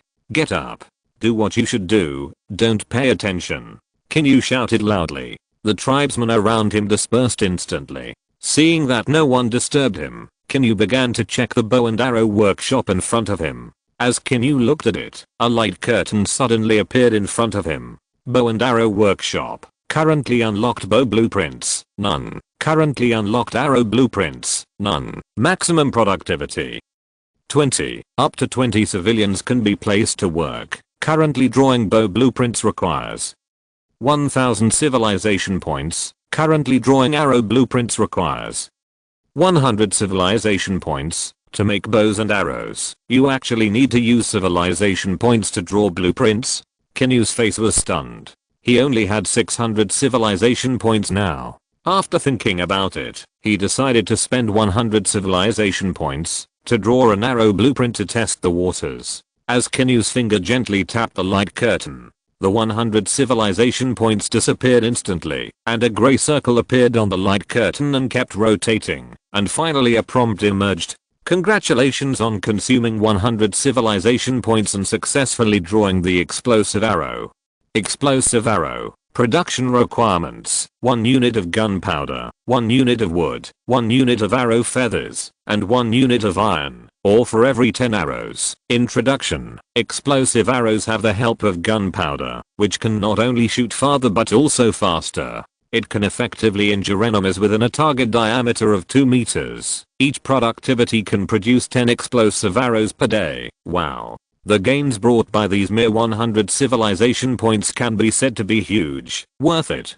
Too worth it. However, it is useless. Not to mention gunpowder. Qin Yu has nowhere to find even a fingernail-sized iron ore. He can only watch with envy. However, after spending these 100 civilization points, Qin Yu also saw the value of the bow and arrow workshop. Since there are even perverted military resources such as explosive arrows, it must be able to bring him more surprises. In the following time, Qin Yu also figured it out instantly. That is to madly brush civilization points, then draw blueprints, become bigger and stronger, and develop archers! Exclamation mark. Qin Yu looked at the light curtain in front of him again. The civilization points required to draw arrow blueprints have increased from 100 to 500. However, if every time you draw a blueprint, Qin Yu can still accept it. After closing the light curtain, Qin Yu enthusiastically ordered the elders to bring him some wood, stone, etc. There were more than a dozen tribesmen around. It was Qin Yu who asked them to come and learn some tools and items he would make next. Qin Yu looked at the various materials on the ground, and he picked a simple one first. He chose a stone of the right size, then ground it into a smooth wooden stick, and tied the two firmly together with straw ropes. A very simple hammer in primitive society was shipped out.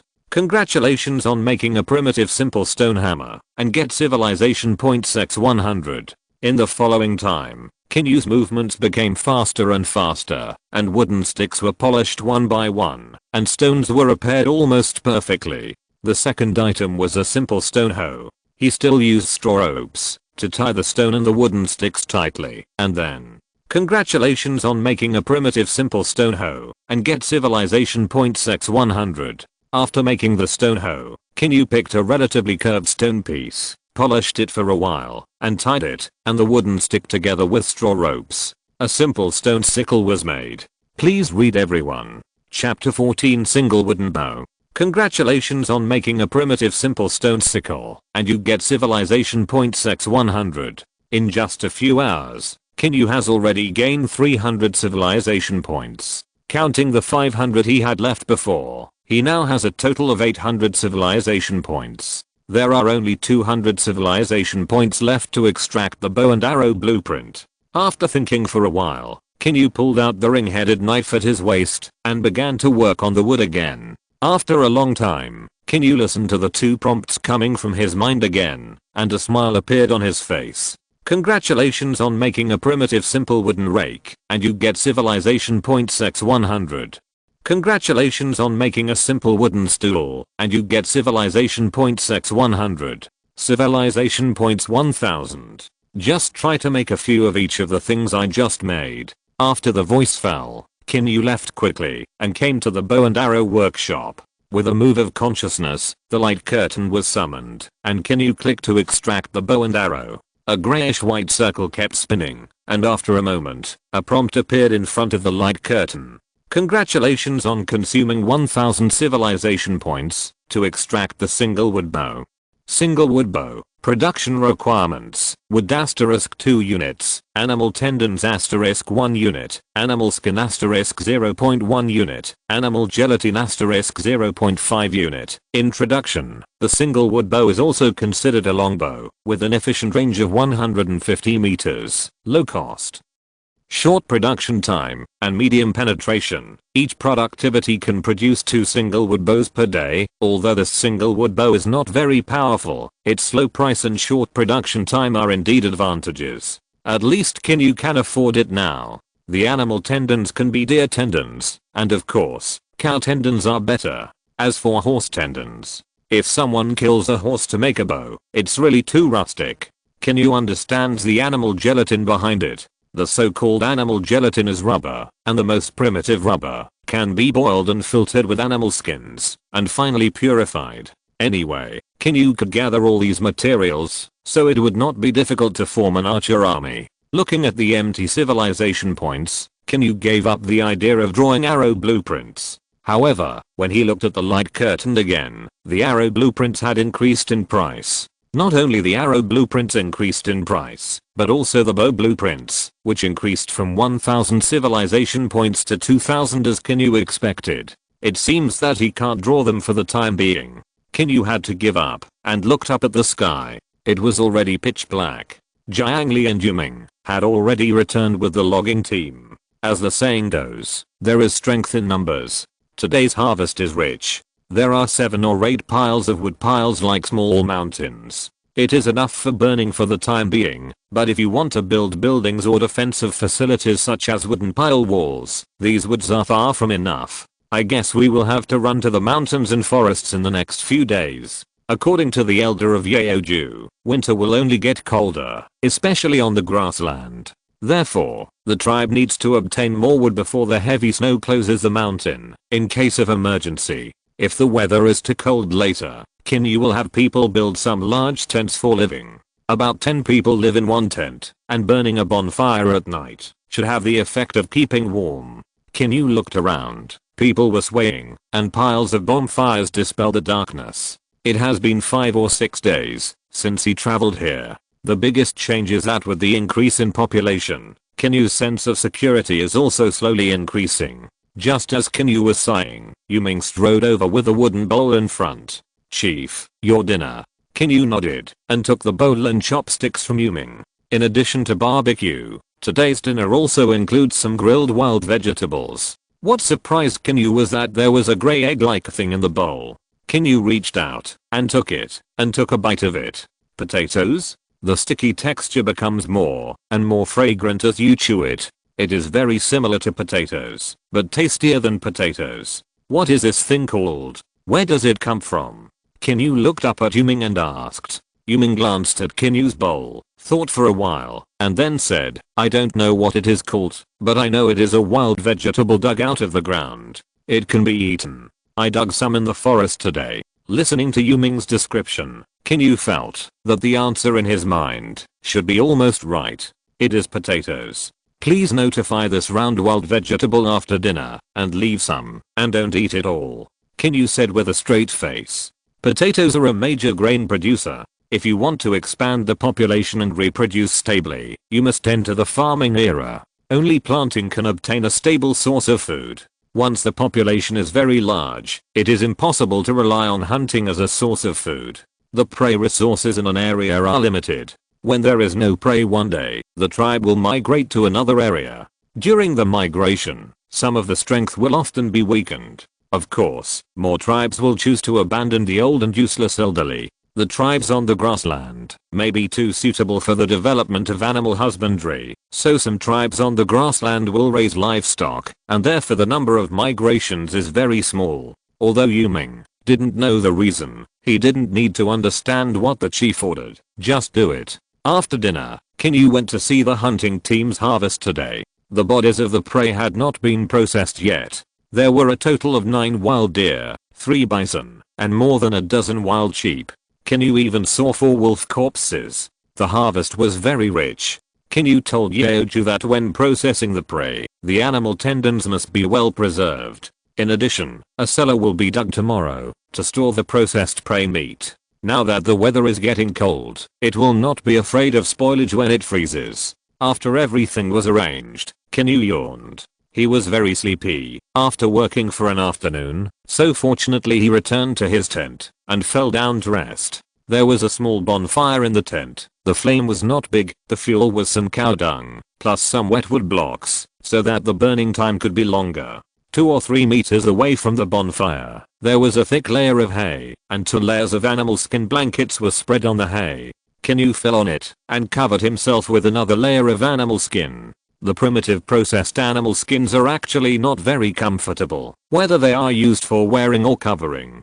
The way to process animal skins in the tribe is to expose them to the sun first, let the moisture dry and harden, then soak them in warm water, put them on the original stone slabs, and knead, rub, beat, and hit them physically, to purify and soften them. But Qin Yu knows a way to make animal skins softer. Please vote, please read. If you're listening to this novel on a channel other than Fanfic World, it means they downloaded and uploaded it without effort. We cordially invite you to visit our channel, Mundo Fanfic Novelos. There you'll find the original version of this story and you can explore many other novels of various genres. We're waiting for you to immerse yourself in a world of incredible novels. Chapter 15. Wolf walks late at night. Ash water can be used to clean animal skins, remove odors, and make them softer. This is what Qin Yu saw on a post on a knowledge-shaking website. The tanning method used by the tribesmen now should be water tanning. In addition, there seems to be earth tanning, fumigation tanning, oil tanning, etc. As for the specific operation, Qin Yu certainly can't remember it. Who knows if it can be used one day? It's totally unexpected. Thinking about it, Qin Yu gradually fell into a deep sleep. Late at night, the sky was gloomy, the moonlight disappeared, and the goose feather-like snow was blowing all over the sky. The biting cold wind kept whistling. The entire dragon tribe was covered with a layer of white snow, and the temperature on the grassland dropped to freezing point in an instant. A gust of cold wind suddenly rolled into a tent somewhere in the tribe, blowing out the campfire. The tribesmen lying on the animal skin blankets were shivering with cold, and their bodies began to stiffen. The wet raindrops still had some temperature and hit his forehead. Where did the raindrops come from in winter? He opened his eyes suddenly. A man and a wolf looked at each other. On the sharp fangs, there was a bright red tongue. The saliva on the tongue was still dripping. Looking at the cold beast eyes, he was startled and opened his mouth, and shouted with all his strength. There are wolves. In the middle of the night, the panicked shouts came out of the tent, and were then drowned in the howling cold wind. The man's eyes were wide open, his eyes were lifeless. There was a big hole in his neck, and the blood stained the animal skin blanket under him. The fierce black wolf, after feasting, slowly left the tent. At the same time, such tragic scenes frequently occurred in the dragon tribe's residence. The next morning, the heavy snow stopped suddenly, the sun rose, and the temperature began to rise, but it was still cold enough to make people shiver. Qin Yu was not shivering because of the cold. He was angry. Looking at the 6 corpses in front of him, many parts of their bodies had been bitten and mutilated. The corpses were frozen stiff at this time. Chief, 2 people were frozen to death, and the rest seemed to be bitten to death by wild beasts. Why didn't the soldiers on patrol notice the wild beasts attacking at night? Or did they go back to sleep because it was too cold? Qin Yu's tone was filled with anger. If those wild beasts came to his tent last night, if the ones that came last night were not wild beasts, if the number of wild beasts that came last night was huge, no matter which of these, the consequences would be fatal. In the future, no matter how bad the weather is, you are not allowed to stop patrolling and guarding the night. Give the soldiers on guard a fur coat every day, increase the number of guards, and patrol the territory in turns many times. I don't want this to happen again. Qin Yu said coldly. Yuming knelt down and bowed, saying, Yuming understands. Get up. Qin Yu got the point, and didn't say anything more. Then chief, are you going to the mountains to cut wood today? Jiang Li asked carefully at this time. Qin Yu hesitated, and didn't answer directly. The snow outside is very thick now. It is difficult to move around. Transporting wood is a waste of time. It is also easy to get injured during transportation. After thinking for a while, Qin Yu suddenly had an idea. Although the heavy snow has brought difficulties to the tribe to a certain extent, its smooth surface has created convenience in some cases. Get some long wooden boards and straw ropes. Qin Yu opened his mouth and ordered. Soon after, a tribe member brought a pile of processed wooden boards. Qin Yu connected more than a dozen long wooden boards one by one with straw ropes. After working for a long time, a large drag board was finally made. Congratulations on making a simple drag board, and get civilization points x200. Ignoring the prompts, Qin Yu began to let the tribe members learn from his method to make some more drag boards. This large drag board can carry the cut wood. 2 to 6 people pull the rope to move on the snow. The smooth snow makes the transportation work easier. After instructing Jiang Li to take the team to the forest to cut wood, it was already noon. In front of the bow and arrow workshop, Qin Yu looked at the tribesmen around him, who were carrying the materials for making bows into the workshop. The materials in the tribe could make about 30 single wooden bows. According to the efficiency of one productivity, to make 2 single wooden bows per day, it only takes 15 people a day to make 30 single wooden bows. If there is no bow and arrow workshop, it will be much more complicated. Not only will it require more manpower and material resources, but it will also take longer and there may be a possibility of production failure. The more Qin Yu thought about it, the more he felt that the value of this bow and arrow workshop was ridiculously high. If a few more such buildings were selected, he felt that he could become an arms dealer. Watching the 15 selected tribesmen slowly walk into the bow and arrow workshop, Qin Yu clicked on the light curtain and chose to start running. Then an amazing scene appeared. Qin Yu looked through the window of the building and saw the tribesmen inside begin to make bows with skillful techniques. From processing wood and making bow tires, to processing animal tendons and installing animal tendons, and then applying glue to fix the bows. Every step is like a bow making master who has made bows for many years. Qin Yu rubbed his chin with the palm of his right hand and kept guessing in his mind. Could it be that this building has the ability to control people's thoughts and movements? Not simple, but for the time being, it is beneficial to him. Qin Yu just looked at it for a while and left. Qin Yu returned to the tent, put a small stone pot on the campfire, and then poured some goat milk into it. As the heat boiled, a strong milky aroma filled the tent. Qin Yu used a wooden bowl to serve some, and after a few mouthfuls, the coldness of his body immediately dissipated, and even some sweat broke out on his forehead. Chief. The curtain of the tent was lifted, and a gust of cold wind drilled in.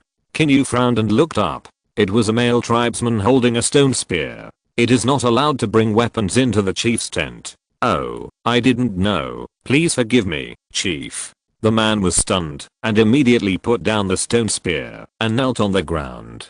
Qin Yu nodded slightly. Get up. What do you want to talk to me about? The man slowly stood up and responded, reporting to the tribe leader. Ji has woken up, but his wounds have not healed completely, so it is more difficult for him to move. Qin Yu raised his eyebrows. It seems that his talent for making soup is not bad. It works in one go. Give him another bowl later, and ask 2 more people to watch over him to prevent him from getting angry and hurting others. Qin Yu waved his hand. After giving the order, the man raised his hand to salute, then picked up the stone spear and left the tent. Follow up reading. All the votes are shot in. Chapter 16. Bow Trial. Drink it. My clan leader is kind and is willing to save your life. Inside the tent, the man brought in a bowl of black and sticky medicine. The extremely bitter smell made him cover his nose.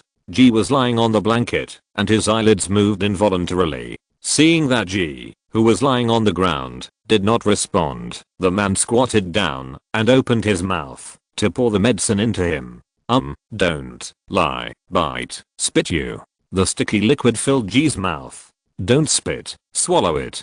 The man stretched out his hand to cover Ji's mouth and forced him to swallow the medicine. The man saw that Ji had swallowed all the medicine, and a satisfied smile appeared on his face. Then he picked up the stone spear on the ground and walked out of the tent. Ji was left lying on the blanket, his eyes rolled back, and his face flushed due to the bitterness of the medicine. Late at night, the moon was full. The dragon tribe was quiet. After being scolded by the clan leader today, Yu Ming planned to patrol the night himself tonight. In addition to the 10 people from the hunting team, the patrol also included the 20-man stone spear team led by Yu Ming. However, these 20 people were divided into 2 teams to guard the first half of the night and the second half of the night respectively. Captain, are there really wolves? A member of the stone spear team asked while observing the surroundings. Yuming hesitated for a moment and replied, "The beasts tasted the sweetness last night. I think if they are still hungry today, they will definitely come. Everyone, be careful." Yes. A total of 20 soldiers in the dragon tribe were responsible for patrolling back and forth among the rows of tents. In a tribe with a population of 100, 20 people were responsible for patrolling and guarding the night. This kind of strict patrol would allow them to quickly discover wild animals or enemies if they appeared, and have the strength to fight, or even kill them. The patrol in the first half of the night passed quickly, and no accidents happened. Yuming ordered the 2 teams of soldiers to start exchanging tasks with the soldiers who were on guard in the second half of the night. In just 1 minute, the tribe completed the patrol exchange work and was on alert again. A woman's scream suddenly came out in the silent night. "Something's going on. Someone go wake up the first team, and the rest of you come with me to check." The hunting team members continue patrolling and guarding. Yuming reacted quickly and responded quickly. The scream just now suddenly turned into a scream. Yuming immediately identified the direction and ran over with his soldiers. When everyone rushed over, the woman in the tent had been bitten beyond recognition. The bloody scene ignited the anger in Yuming's heart. Woo woo. The wolf next to him heard the movement behind him and slowly turned his body. There were still some pieces of meat that had just been bitten off on his fangs. Yuming's forehead was exposed with veins, and he rushed over with the stone spear in his hand. "You beast is looking for death." The angry Yuming stabbed the stone spear in his hand forward. The fierce attack came in an instant, but he didn't expect that the wolf was faster. He jumped to the left with all his limbs, trying to take the opportunity to slip through the gap. "Kill it," Yuming shouted immediately. Before everyone could react, the wolf had already slipped away from under a soldier's crotch. "What are you doing? Chase it," Yuming roared and rushed out. After hearing this, everyone immediately followed him with stone spears. Unfortunately, in the snow, wolves are much more agile than humans. In just 3 or 2 steps, they opened up a large distance. Yuming was stunned for a moment when he looked ahead. As the wolf ran away, a snow mist suddenly rolled up in the snow in the distance. It turns out that there are still a few wolves hiding there. Yuming stopped his men from continuing to chase. The wolves had already run far away and could not be caught up. There were a total of 6 or 7 wolves. Due to the strict security, only the wolf just now sneaked in during the gap between the shift changes. "Captain, look. There seems to be a figure over there." Yuming was stunned and looked up. Because the moonlight tonight was very bright, he could see more clearly. More than 100 meters away from the dragon tribe, the wolves gradually stopped. When they ran over there, there seemed to be 3 or 2 figures. The wolves surrounded the figures, but did not hurt or attack them. Instead, they followed those people obediently. As the distance got farther and farther, the amazing scene gradually disappeared. These wolves are actually raised by people. Yuming waited with doubt until the next morning. The next morning, Qin Yu woke up with troubles. If Yuming hadn't said that he saw it himself, Qin Yu would never have believed that someone in primitive times could drive wolves to kill people.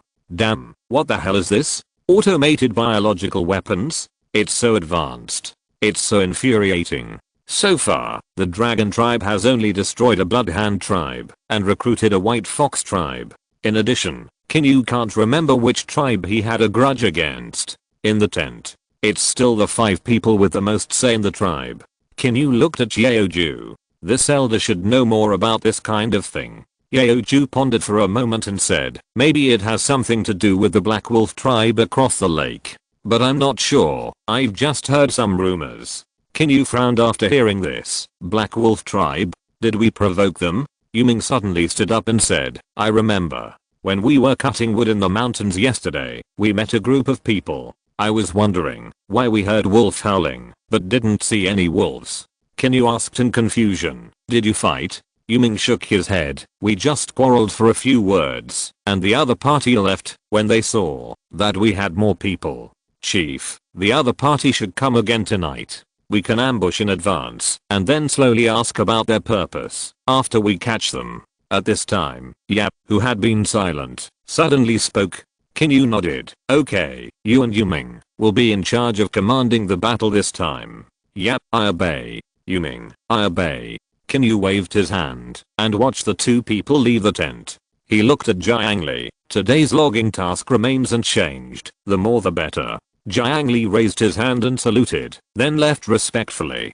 Qin Yu then looked at Yaoju and said, "Old Yao, how many wooden arrows have been made that I ordered yesterday?" Reporting to the clan leader, "About 100. Enough." Qin Yu and the other person walked out of the tent together and went to the bow and arrow workshop first. At this time, all 30 single wooden bows had been made. Qin Yu picked up one and felt it was cool and smooth, which showed that the texture was good. He tried to pull the bowstring again. It was very elastic and did not get damaged even if he pulled it very hard.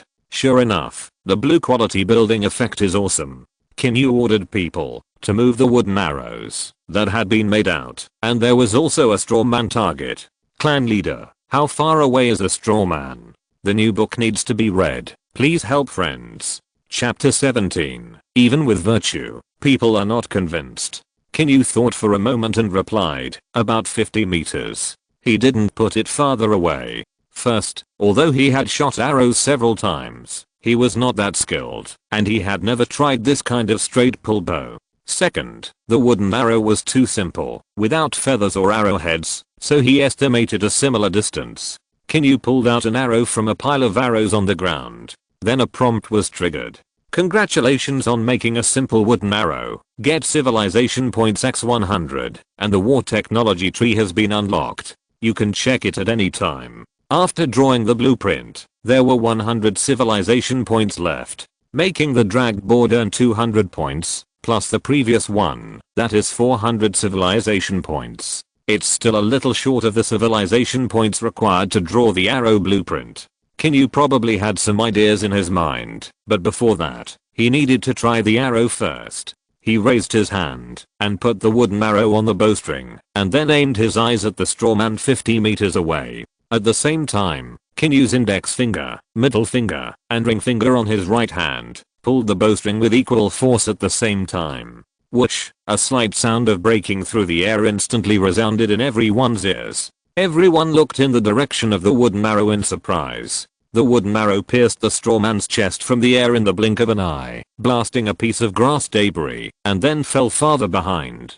"Chief, this bow and arrow is more powerful than a javelin," Yaoju said in disbelief. "It looks so simple, but it can actually shoot a weapon that hurts people so far. It really makes this old man feel incredible. It's far more than that. Javelins, stone spears, stone knives and other things may soon be eliminated, but bows and arrows are different." Qin Yu didn't explain too much. He changed his voice and continued, "We will plan a bow and arrow training ground on the right side of the tribe's residential area." "I understand."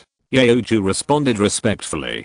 Qin Yu nodded. "Distribute the bows and arrows to the hunting team, and take 3 hours a day to train bows and arrows." After speaking, Qin Yu threw the single wooden bow in his hand to the ground, and then picked up a stone from the pile of stones. After a while, the stone in Qin Yu's hand was gradually ground into an arrow shape. He casually pulled out a wooden arrow and spliced the two together.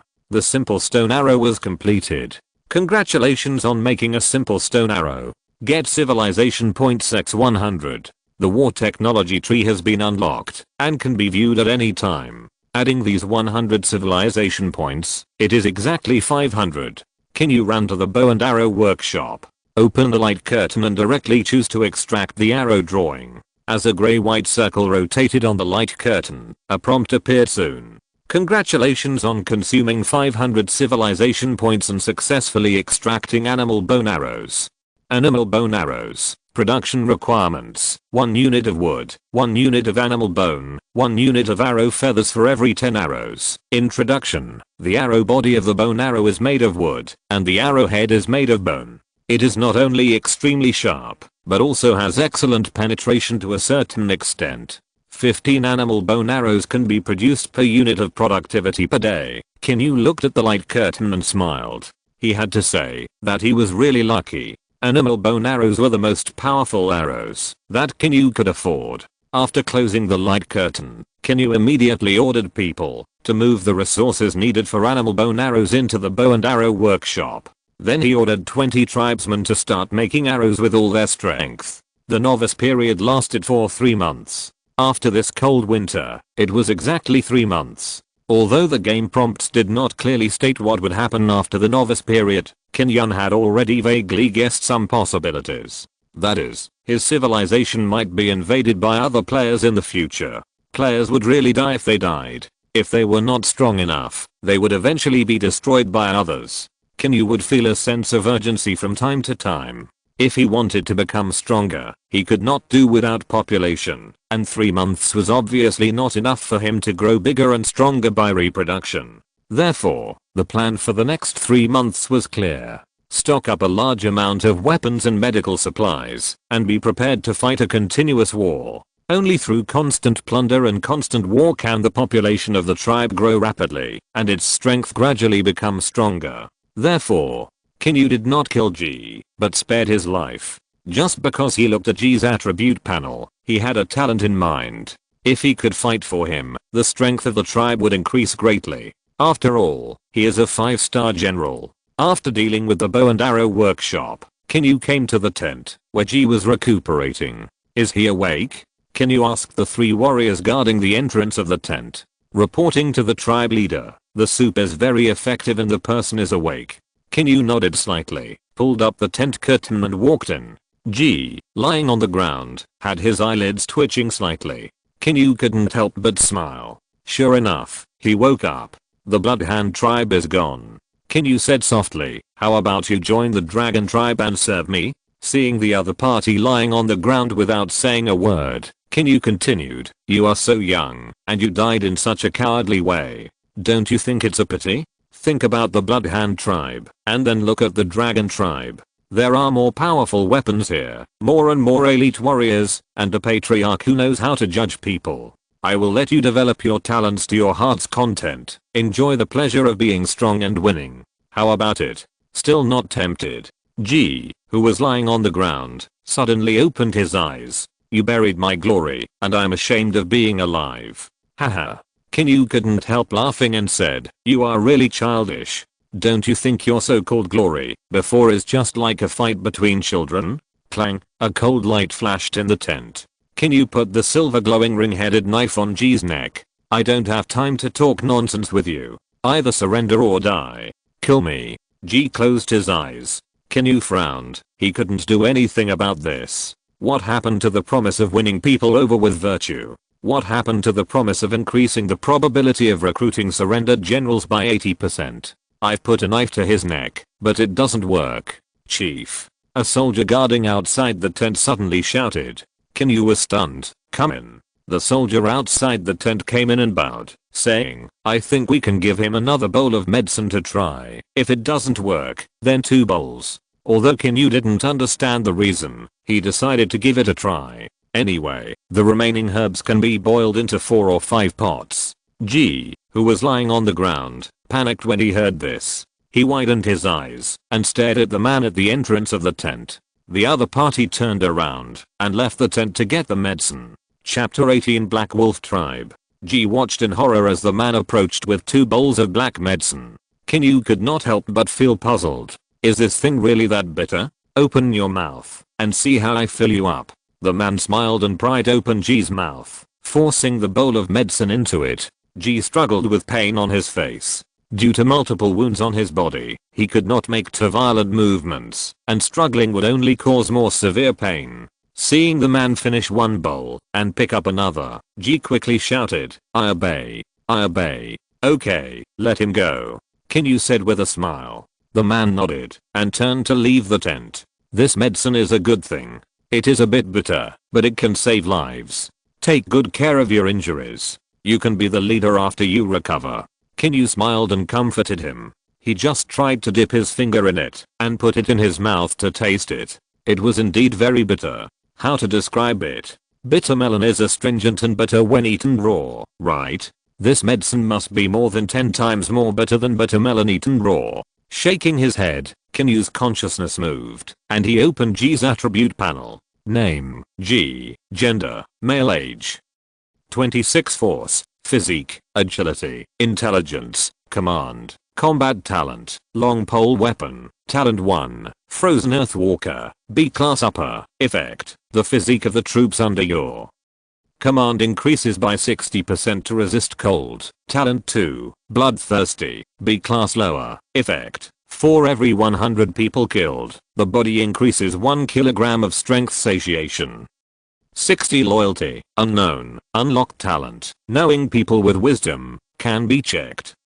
2 talents. 1 personal talent, 1 group talent, and this frozen earth walker is a reason why Qin Yu spared his life. Now it is winter. If the tribe needs to expand and develop, it needs to start a war, and the cold weather will affect the combat effectiveness and morale of the army, etc. With Ji's talent, it is like God's help. However, Qin Yu could not easily release Ji, even if he was a 5-star military general. For the time being, he could only be a tool to show his talent. After all, Qin Yu did not understand Ji's character and qualities, and needed to observe and test him slowly. If he was really bloodthirsty and disobeyed orders, Qin Yu might quietly execute him after using him. In Qin Yu's view, the overall situation should be the most important thing in everything, and you should be able to take it, or put it down. Even if your potential is 10 stars, if you don't listen to orders, and are not used by him, he will still kill you and bury you.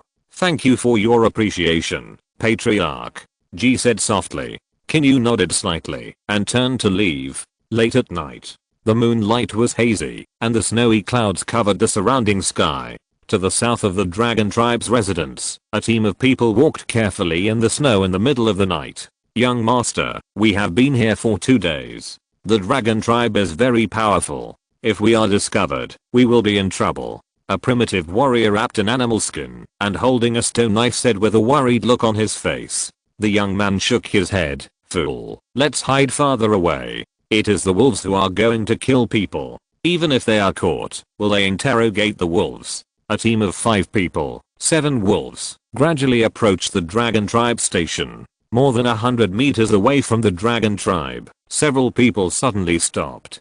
Go down and have a good meal, but remember, come back alive. Several people read the awkward language to the wolves, and the 7 wolves seemed to understand and ran quietly forward. The dragon tribe tonight is much quieter than last night, because there are only a few people in the tribe who are still patrolling at this time. The 7 black wolves blended into the night and sneaked into the dragon tribe silently. Pala pala. A strange sound suddenly sounded in the silent night. Several black wolves looked down at their paws. The originally smooth snow was covered with a layer of hay. Therefore, when they stepped on it, the weight pressed down, and countless haze broke down at the same time, producing a crisp snapping sound.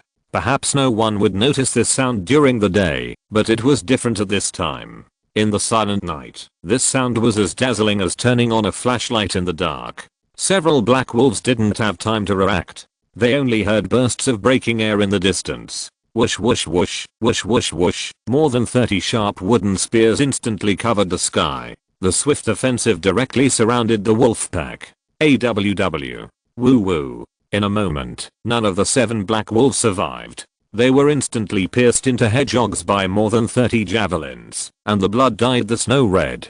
Several people who were 100 meters away looked at each other in bewilderment. Were we discovered? Or was there an ambush in advance? The younger primitive man asked in confusion. Young master, I have a bad feeling. Let's go. The primitive warrior beside him said with an uneasy look. The young man nodded, and several people prepared to flee in the direction they came from. As soon as they turned around, their faces froze. In the dark night, on the white snow, a team of about 10 people holding stone spears and wearing wooden armor in the south were slowly approaching them. Not good, young master. They have set an ambush in advance. Young master, there are people around. Young master, there are also people coming from the dragon tribe. Surrounded? The young man was stunned. Yuming walked up slowly with heavy steps, with anger in his eyes, and said in a low voice, "Which tribe are you from?" "Don't say." Puff. The sharp stone spear suddenly pierced into a person's chest, and the man's eyes were stunned. Blood spit out of his mouth, and slowly fell down. This fierce move immediately scared the others. "I'll ask again, which tribe are you from?" Yuming's eyes scanned the bodies of several people, as if he was selecting the next target of death. "We are." "Ah. You can't say it."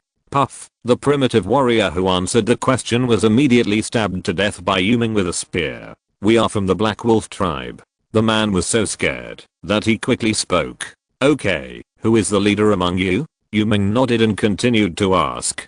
Two of the remaining three looked at each other hesitantly. I am. The young man said directly. I'm the young master of the Black Wolf tribe. Yu Ming temporarily ignored the young master of the Black Wolf tribe, but ordered the warriors around him. In that case, tie him up. As for those two people, kill them. There is no use. As soon as the voice fell, only two screams were heard one after another, and then the two men slowly fell in the red snow. New book, begging to read, don't support the book.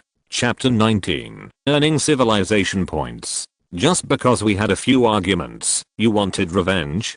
Qin Yu asked with an ugly face. That forest is where our Black Wolf tribe collects wood every day. What's more, there is a witch in our tribe. Why do you disrespect us? Even though the young man was tied up and pressed to the ground, his arrogance remained undiminished. Hearing the man's tough tone, Qin Yu laughed instead of getting angry. Respect? I'll pay respect with my head? Just those few bad men in your tribe. Do we have to take a detour for our dragon tribe?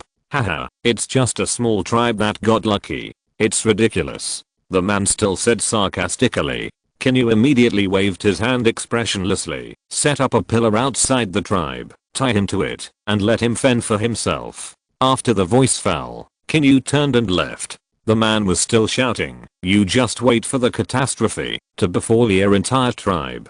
In the tribe leader's tent. Compared with the previous simple tent, it has changed a lot now. The tent, which was nearly 50 square meters in size, seemed very spacious. 5 wooden stools were placed in the middle of the tent. Qin Yu sat in the main seat in the middle. On the right, sat Yaoju and Jia. On the left, sat Yu Ming and Jiang Li. A bonfire was burning between the people to resist the severe cold. Qin Yu was the first to speak. We need to conduct strict inspections in the next few days and be prepared for war. Yu Ming understands. Qin Yu nodded slightly. The Black Wolf tribe can actually drive wild beasts. We still need to be careful in dealing with this. Jiang Li is still responsible for collecting wood and herbs in the mountains and forests. Bring more people with you. I obey your orders. Jiang Li stood up, bowed, and then turned to leave. Looking at Jiang Li's back as he left, Qin Yu turned around and looked at Yap. Now that heavy snow has arrived, prey is rare. The hunting team should focus on training bows and arrows in the near future. Yes, Chief. Ya responded crisply. Ya received the order and stood up to leave. Qin Yu looked at Yaoju again. Old Yao, you will take some people with you. According to what I said before, dig a few ice cellars to store meat, build a few large tent warehouses to store supplies, and build a separate warehouse for storing weapons and tools, and arrange people to guard it at ordinary times. After these are built, deal with the wood piled outside, and prepare to build a circle of wooden stakes around the tribal territory. If we build it earlier, we won't have to worry about wild beasts at night. I understand. Yaoju first bowed and then said, report to the tribe leader. The weather is very cold now. 3 elderly people in the tribe froze to death last night, and some tribesmen in the tribe also showed many symptoms of frostbite. Qin Yu frowned after hearing this. Why is the cold winter difficult? It's not just because of the lack of food sources in winter. In addition, groups with weak constitutions such as the elderly and children can easily die from the severe cold. At the level of the primitive era, people were not warm enough, had insufficient food, the weather was worse, and medical care was not available. Therefore, every cold winter would be the most difficult challenge for people of this era. There are even cases where a cold winter has passed and no one in the entire tribe survives. After a cold, the entire tribe will be like a plague, and the tribesmen will die on a large scale. This is something Qin Yu does not want to see, and there is no way to reverse it. He can only take more precautions. After a moment of silence, Qin Yu said, since it is cold, today we will change the tribesmen's tents into large tents, with 10 people living in one tent, and 3 bonfires will be built inside. 2 people will be left in each tent to keep watch and ensure that the bonfires are not extinguished. In addition, the recent water sources are boiled in stone pots, and then sliced red ginger is thrown in. It has the effect of driving away the cold. Implement it as soon as possible. The tribe leader is wise. Yaoju bowed respectfully and then quickly left the tent. After Yaoju left, Qin Yu and Yu Ming were the only ones left in the tent. Since he was ready to go to war, Qin Yu planned to add some more troops. At present, the existing warriors of the dragon tribe are actually not few. The 20-man stone spear team led by Yuming is not to be underestimated. In addition to a stone spear, they are also equipped with wooden armor, arm armor, and 5 javelins. Among the 35 people led by Yap, the main combatants are 30 female warriors with bows and arrows. Because they are long-range soldiers, they are equipped with a single wooden bow and 20 bone arrows, as well as a short stone knife like a dagger. They don't even have wooden armor. One reason is that the other tribes don't seem to have the means of long-range attack, and the other is that Qin Yu thinks it's better not to wear wooden armor to preserve his flexibility. A tribe of about 120 people, with an army of 50 people, is already a bit of a warlike war. But it's okay. In primitive times, hunting was the main source of food, so there was nothing wrong with focusing on military affairs. It's winter now, and even if Qin Yu wants to raise livestock, it's not suitable to start farming. Yuming, pick 10 strong men from the tribe later, and follow you to exercise your strength first. Qin Yu said. In recent days, Qin Yu has observed that Yuming would take the stone spear team to do some training every day. In addition to weapon skills, he would also take the lead in lifting stones, running, shooting javelins, etc. Qin Yu said that he was worthy of being a god of training soldiers. Not only was he gifted, but he also knew some ways of training soldiers. Lifting stones can increase strength, and running can train endurance. It can be said that Yuming's thinking is very advanced, and has surpassed many people in this era. After sending Yuming away, Qin Yu was ready to continue making things, to brush out some civilization points. After all, the attribute bonus effect of the war technology tree is also very powerful. He ordered people to move the various materials needed, and then sat there to start today's work. It's true that being a clan leader is not idle. On the contrary, he has to work harder than other clan members. Half an hour later, a wooden shield weighing 10 pounds and about 5 to 8 centimeters thick was ready. Congratulations on making a simple wooden shield and getting civilization points x200. Time passed, and it was like this until the evening. There were a lot of messy things on the ground in front of Qin Yu, which were all the results of the day. Congratulations on making a primitive simple wooden harpoon, and you get civilization points x100. Congratulations on making a primitive simple wooden fishing rod, and you get civilization points x200. Congratulations on making a simple fishing net, and you get civilization points x100. Congratulations on making a simple fish basket, and you get civilization points x200. Congratulations on making a simple straw whip, and you get civilization points x100. The result of the day, 900 civilization points. I can happily click on technology again. Qin Yu said with a smile on his face, and opened the panel of the war technology tree. Chapter 20 Wolves and Humans. War Technology Tree. City Defense. Strong Gate Eye. Effect. Increase the strength of the city gate by 5%. Unlocking requires civilization points x100. Military. Iron Armor Eye. Iron Armor Second Effect.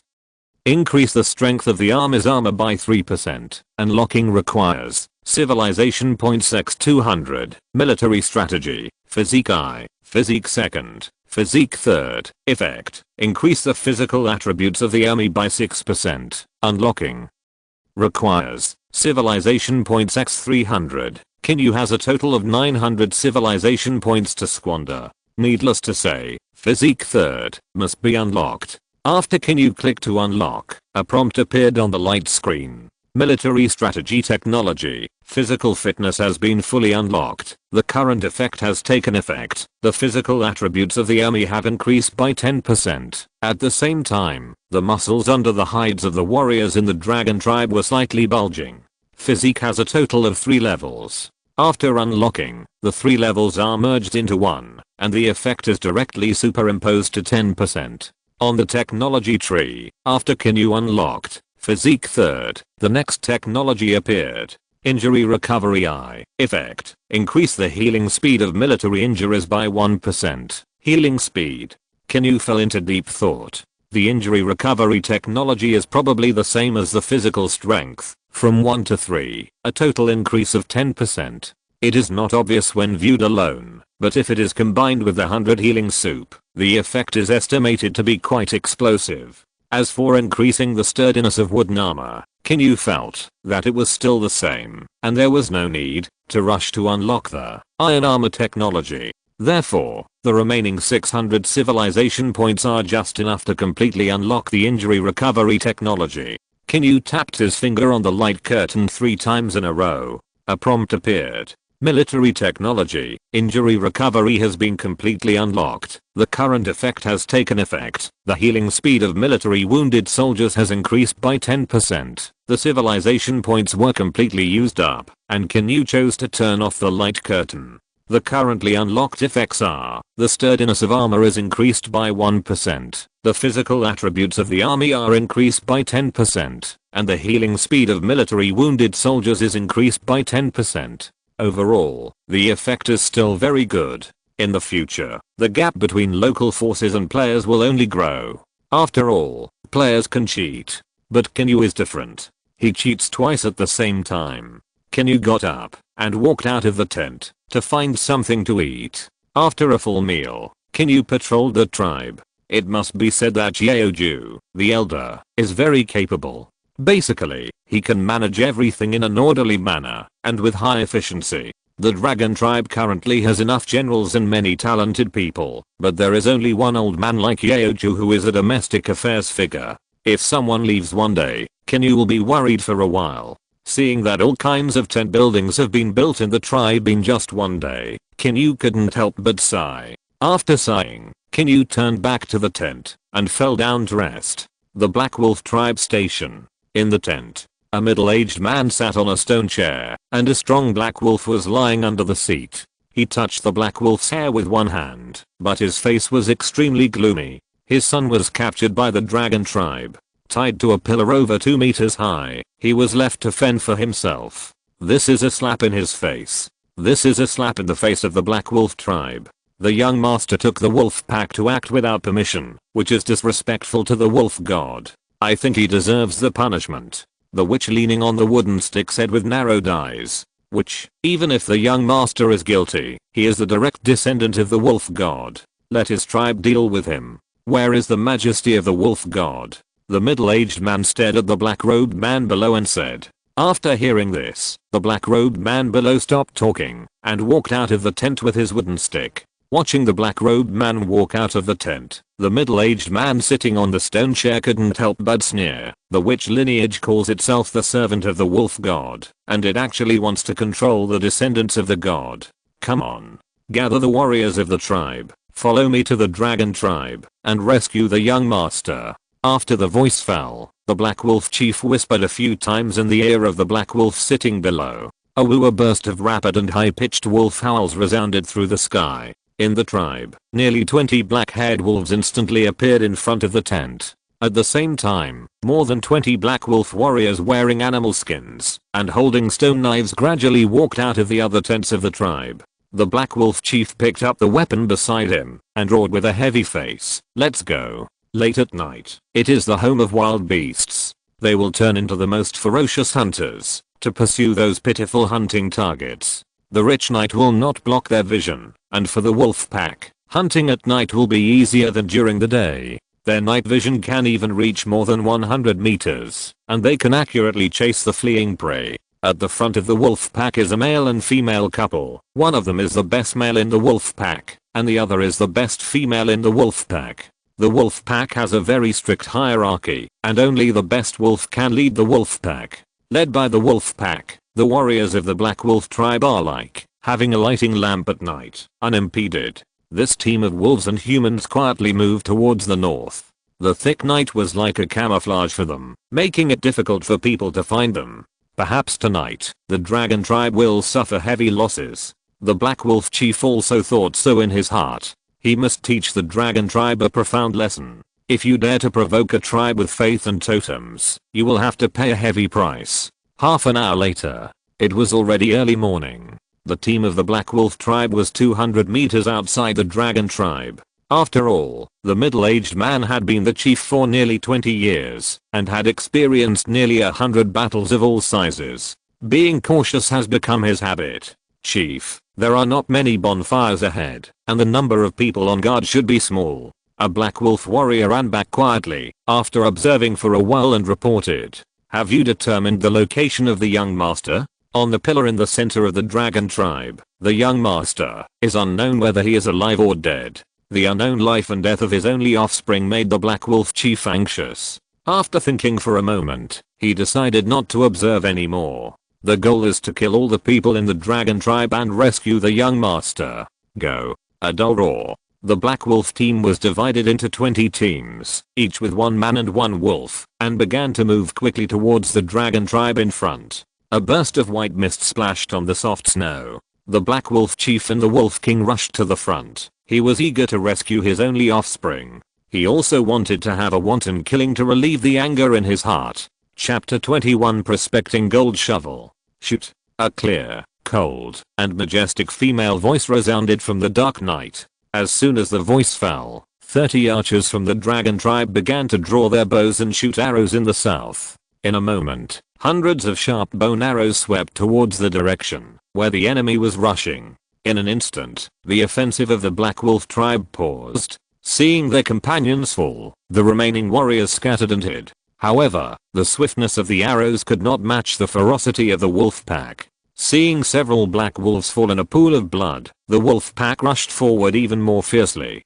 Wolves are bloody beasts with a strong sense of revenge. As the saying goes, if a wolf turns back, there must be a reason. It is either to repay a favor or to take revenge. Blood makes them more ferocious. In the blink of an eye, at the cost of the lives of nearly 10 companions, the Wolf King led the pack of wolves into the dragon tribe. A scream suddenly rang out. However, there was also the wailing of wolves. Yuming was holding a stone spear. Seeing the tribal warriors around him being pounced on by wolves, he stabbed the wolf's waist with the stone spear in his hand, and then swung it violently. In the blink of an eye, the wolf was thrown out 5 or 6 meters, and blood continued to spurt out from its waist. Seeing their companions fall, the 2 wolves around them pounced on them instantly. Yuming pulled up a tribal warrior on the side with one hand, and swept forward with a stone spear in the other hand. The 2 wolves were swept back, and the warrior also stood up at this time.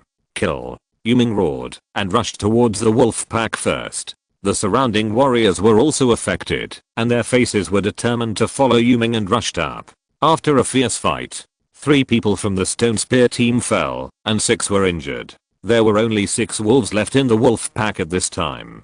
The black wolf warriors outside the tribe were basically hit by several arrows. Some died on the spot, and some were injured, and unable to move. "Chief, let's retreat," a soldier cried out in grief. "Retreat? The young master hasn't been rescued yet. Why retreat? Charge! Charge!" The chief of the Black Wolf tribe seemed to be crazy, shouting and yelling. The soldier gritted his teeth, snatched the weapon from the chief's hand, and then carried the man, and ran to the south. "Chief, do you want to chase?" Yad asked softly. Qin Yu shook his head. "It's inconvenient to move at night. In case there is a fraud, we can go and clear it out at dawn." The few remaining wolves were no longer a threat, and were soon stabbed to death one by Yuming and his stone spear team. Long weapons have their advantages, and short weapons have their wonders. As the saying goes, an inch longer is an inch stronger, and an inch shorter is an inch more dangerous. Stone spears can kill wild beasts at a longer distance, and can also prevent the enemy from approaching, while short weapons can attack the enemy more conveniently and flexibly in close combat. After cleaning up the mess, Yuming wiped the blood off his body, came to Qin Yu, and said with admiration, "Chief, you are amazing. The other side really chose to attack at night." Qin Yu smiled. "The young master of the other tribe is hanging outside. It is impossible not to save him. By the way, is that person dead? If not, give him another stab." "He should not be dead. I will give him another stab later," Yuming replied.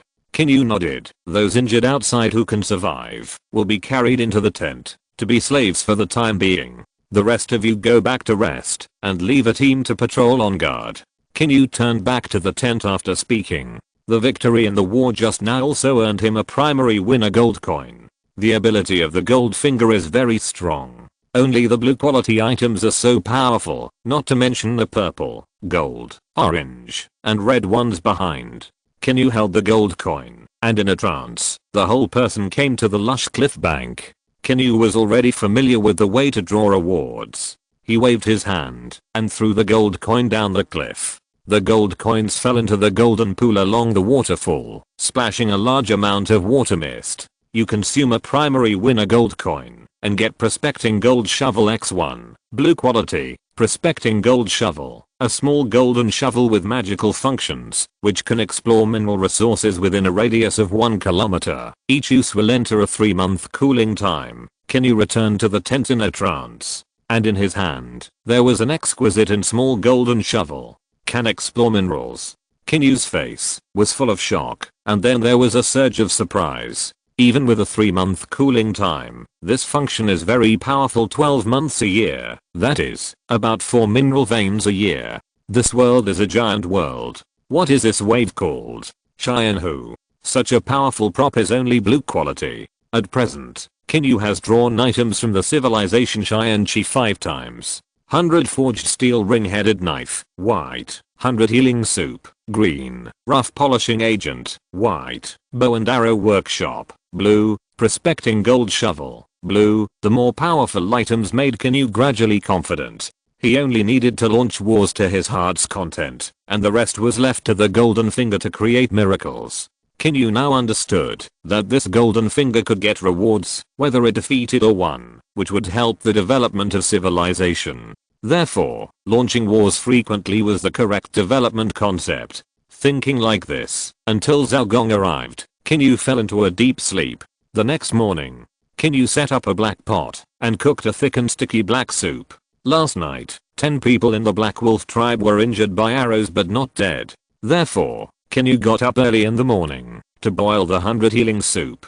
Send all these medicines to those Black Wolf slaves. The soup in the pot was divided into 10 bowls, and several tribesmen brought them into a tent. Qin Yu left after boiling the medicine. Now he has more important things to do. Back in the tent, Qin Yu asked Yaoju and the others to come in. Old Yao will continue to be responsible for building the wooden pile wall, leaving space for the gates in 4 directions. 10 people from each hunting team and stone spear team will go with me later. Yuming and Jiangli will go with me. The remaining stone spear team and hunting team will be led by Yap, responsible for guarding the tribe to prevent enemy attacks. By the way, Yuming will take people to the Black Wolf tribe first to see what supplies are left and bring them back. Yes. Several people responded at the same time. Time passed by minute. The dragon tribe was developing rapidly. An hour later, Yuming brought back some people, cattle and sheep with the stone spear team, and some basic supplies that were not very needed were left there. Are you saying that the chief of the Black Wolf tribe is not in the tribe?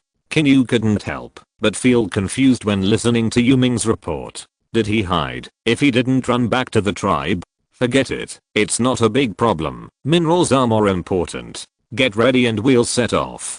Qin Yu ordered softly. Please read my new book, friends. I hope the results are good, and I will update it frequently. If you're listening to this novel on a channel other than Fanfic World, it means they downloaded and uploaded it without effort. We cordially invite you to visit our channel, Mundo Fanfic Novelos. There you'll find the original version of this story and you can explore many other novels of various genres. We're waiting for you to immerse yourself in a world of incredible novels. Chapter 22, Danger in the Forest. Qin Yu first looked at Yuming's harvest this time. There were 12 cattle, 46 sheep, and only a dozen people. However, including the 10 captives, there were more than 20 people. In this way, the population of the dragon tribe has gradually approached 150 people. After instructing Yaoju to deal with the population and cattle and sheep, Qin Yu led the team to the mountains and forests. There were about 40 people in the team this time. Yuming led 10 stone spearmen and 10 archers to be responsible for travel safety. Jiangli led a collection team of 20 people. Each of them carried a large straw basket. If there was any harvest, they would temporarily move some back. In this way, a group of more than 40 people began to move eastward. Due to the heavy snow in recent days, the current snow is very thick. With long-term walking in the snow, the lower limbs are easily frozen. Everyone staggered towards the direction of the mountains and forests. Chief, the snowy road is difficult to walk. Yuming struggled to pull his right foot out of the knee-deep snow and then continued to move forward. I know, but this time the goal is very important. It is related to the future development of the dragon tribe. Let's hold on. Qin Yu comforted everyone. Hearing the tribe leader say so, everyone continued to walk forward with difficulty without saying a word. More than half an hour passed, and everyone just arrived at the edge of the forest. At this time, the trees in the forest were covered with snow. The snow on the mountains was a beautiful sight, but it was not suitable for appreciation at this time. Qin Yu held a small golden shovel in his hand and silently led the team to the place where he felt in his heart. Everyone began to walk into the forest with difficulty. Gap, gap, gap, gap. Suddenly, a snow fog avalanche moved in front of the forest, and a flock of birds flew into the sky in shock, and heavy snow fell from the trees. Qin Yu was stunned and had a bad premonition in his heart. Everyone be alert. There may be something ahead. Looking at the direction where the flock of birds just startled, Qin Yu was a little uneasy. What could cause such a situation? Is it a large wild beast? Or the people from other tribes? The 10 members of the hunting team have put bow and arrows on the bowstrings and are heading in that direction. The stone spear team also raised their stone spears and looked alert. With a burst of dense footsteps, a team of 100 people wearing animal skins and holding stone axes and stone knives appeared in the field of vision. Chief, there are too many people on the other side. It's not easy to deal with. Yuming whispered in Qin Yu's ear. Let's wait and see and act accordingly. Qin Yu responded in a low voice. The team in the forest in the distance gradually approached. Although the other side was obviously on alert, it was not to the point of fighting at the slightest disagreement. The leader was a warrior who was taller and stronger than Yuming. He held a particularly large bone stick in his hand. If he hit anyone on the head with this, Qin Yu would probably have his head split open on the spot. The tall and strong man slowly approached, and an invisible pressure fell on Qin Yu and others. Which tribe are you from? What are you doing in the forest? A strong voice sounded from the tall and strong man. Qin Yu was stunned for a moment and then responded, we are from the dragon tribe. It's so cold that the people in the tribe can't survive, so we went to the forest to cut some wood and make a fire. Dragon tribe? The tall and strong man looked puzzled and obviously had never heard of this tribe. He continued, there are traces of wild beasts in the forest. I suggest you cut some wood in the edge of the forest. After the man finished speaking, he led the team behind him to continue forward. Seeing that the team of 100 people went straight to the front, the warriors of the dragon tribe were relieved. Although there were 40 people in their team, the only ones who were really capable were the 20 people led by Yuming. 20 against more than 100. The chance of winning was slim. Go back one person, quickly notify the leader Yap, and strengthen the vigilance. Qin Yu said with some concern. As soon as the voice fell, Jiang Li picked out a man with more agile legs and feet from the collection team and asked him to return to the tribe. Qin Yu looked at the back of the man who went back, still a little worried. The team was obviously heading towards the grassland. Being able to send out a team of 100 people at one time, this force was definitely not from the eastern region of the grassland. Could it be a tribe in the mountains? The more Qin Yu thought about it, the more likely it was. However, judging from their appearance, they should be friendly.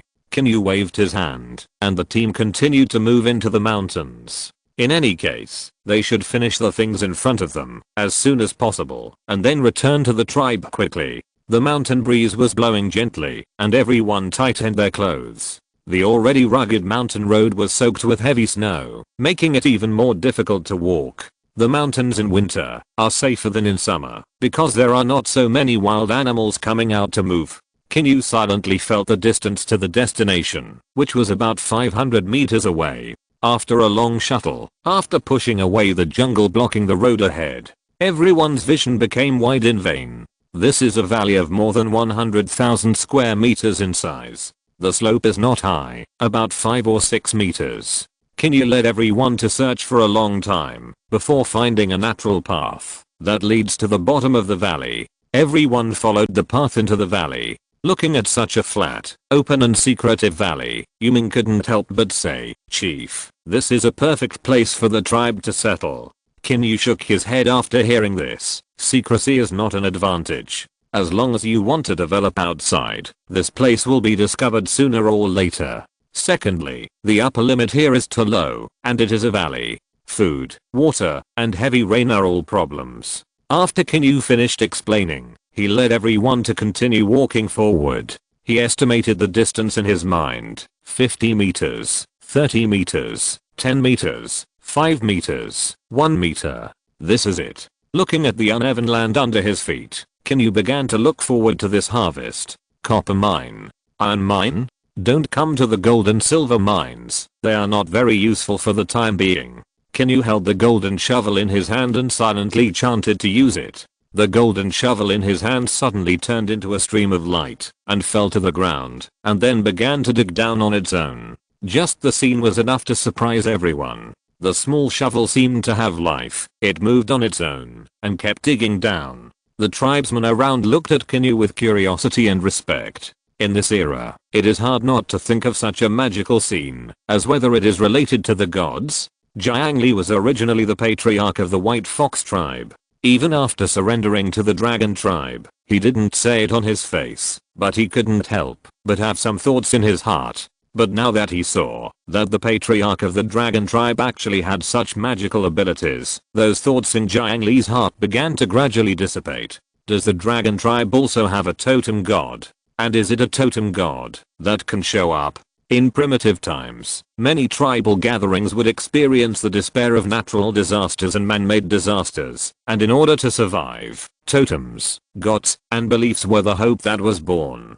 Read more. Read more. Chapter 23 Panshan Tribe. However, the totems of most tribes are a kind of spiritual sustenance. Only a few tribes have some magical powers. Therefore, people regarded as the totem gods appearing to protect the descendants of the tribe. As for whether these magical powers are accidental coincidences, the magic of nature, or really the totem gods appearing, it is unknown. The prospecting gold shovel has taken effect. Congratulations on discovering a medium-sized coal mine.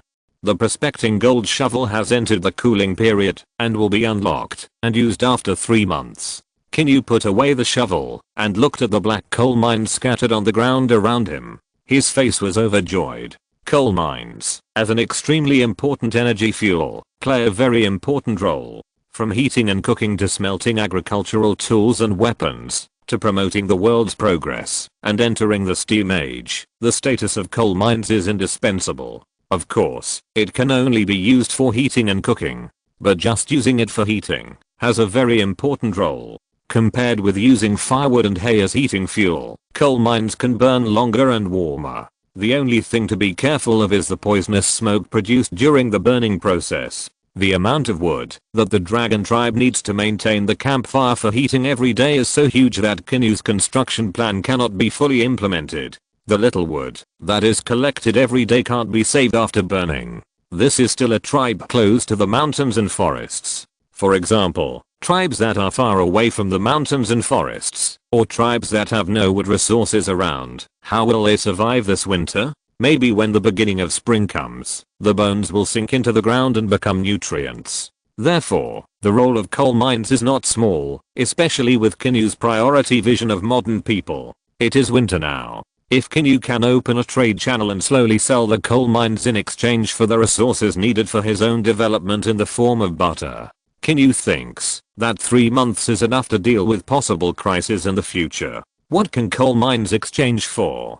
Cattle, sheep, horses, slaves, food, animal skins, hay, weapons, wood, stone. If coal mines can help people survive this cold winter, then more people will choose to use everything they have in exchange for the hope of spring. Even Qin Yu had thought of the name of the trade caravan at this time. It was called Chunwan Caravan. Okay, he admitted that he was bad at naming.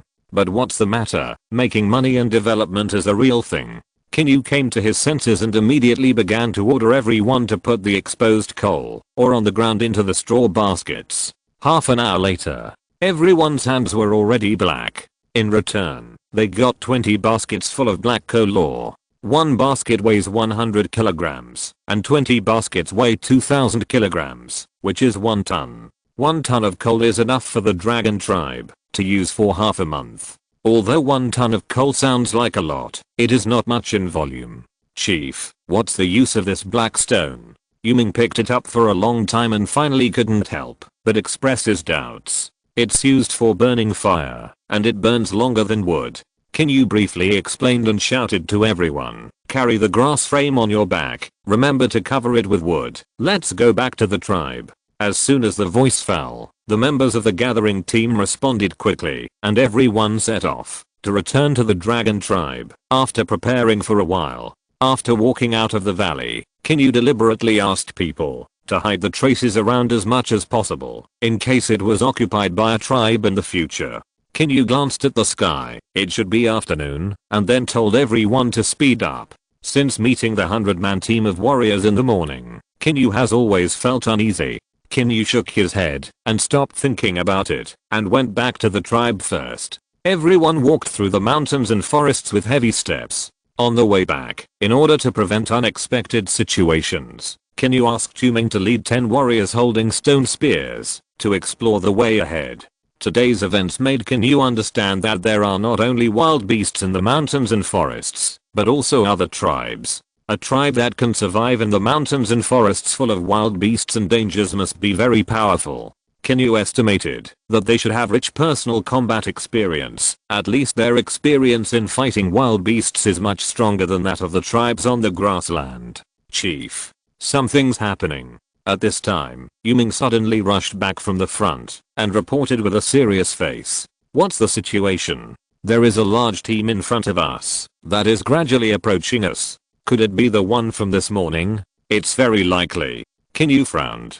At this time, he could only bite the bullet and not move. Even if he ran away, the snow in the mountains was ridiculously thick, and he couldn't run far. Everyone be on guard. A moment later, the team really ran up. The leader was still the tall and strong man. The tall and strong man saw that the people coming were actually the people from the dragon tribe in the morning, and his eyes were stunned. From the dragon tribe? The tribe in the eastern area of the grassland? The tall and strong man at this time had a heavy face and looked like he was worried.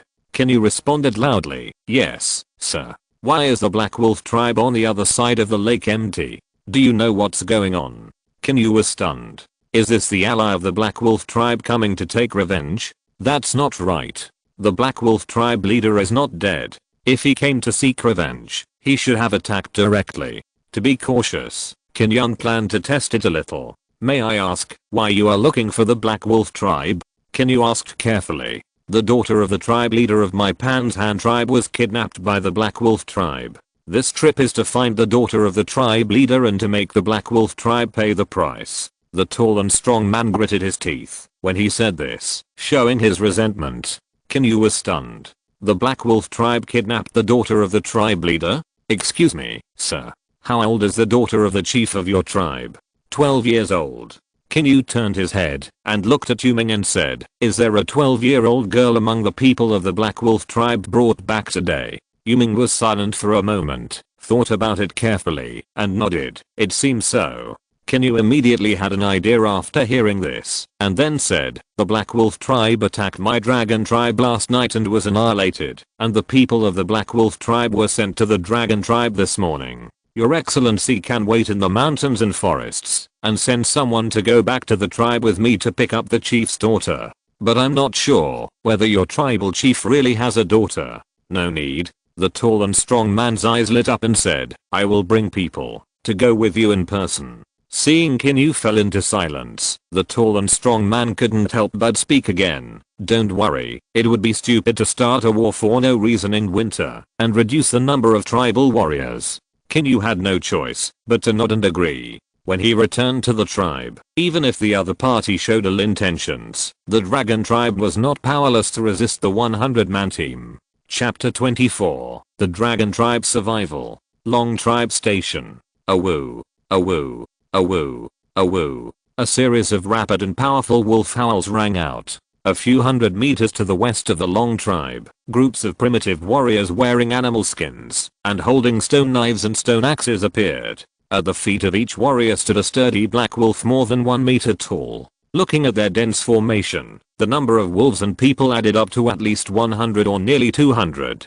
Close the gate. An old and powerful voice rang out. It was Yaoju who immediately felt something was wrong when he heard the wolf howls outside and quickly ordered the surrounding tribesmen to close the wooden doors around old Yao. At this time, Ya hurried over with 20 archers and 10 stone spearmen. The enemy is attacking. Quickly get the archers to the wooden platform. The so-called wooden platform is a wooden platform nearly 2 meters high built with wood, and the wall is about 2 to 3 meters high. Ranged soldiers can climb onto the wooden platform to attack the enemies outside the wall, and there are 4 to 5 such wooden platforms on each wall. Each wooden platform can accommodate 5 people at the same time. The chief of the tribe has proposed the project of the wooden pile wall for 3 days. It was just completed today, and it was used unexpectedly. Yaoju couldn't help but admire it at this moment. If there were no 4 walls today, even if the dragon tribe was not destroyed, it would inevitably suffer heavy losses.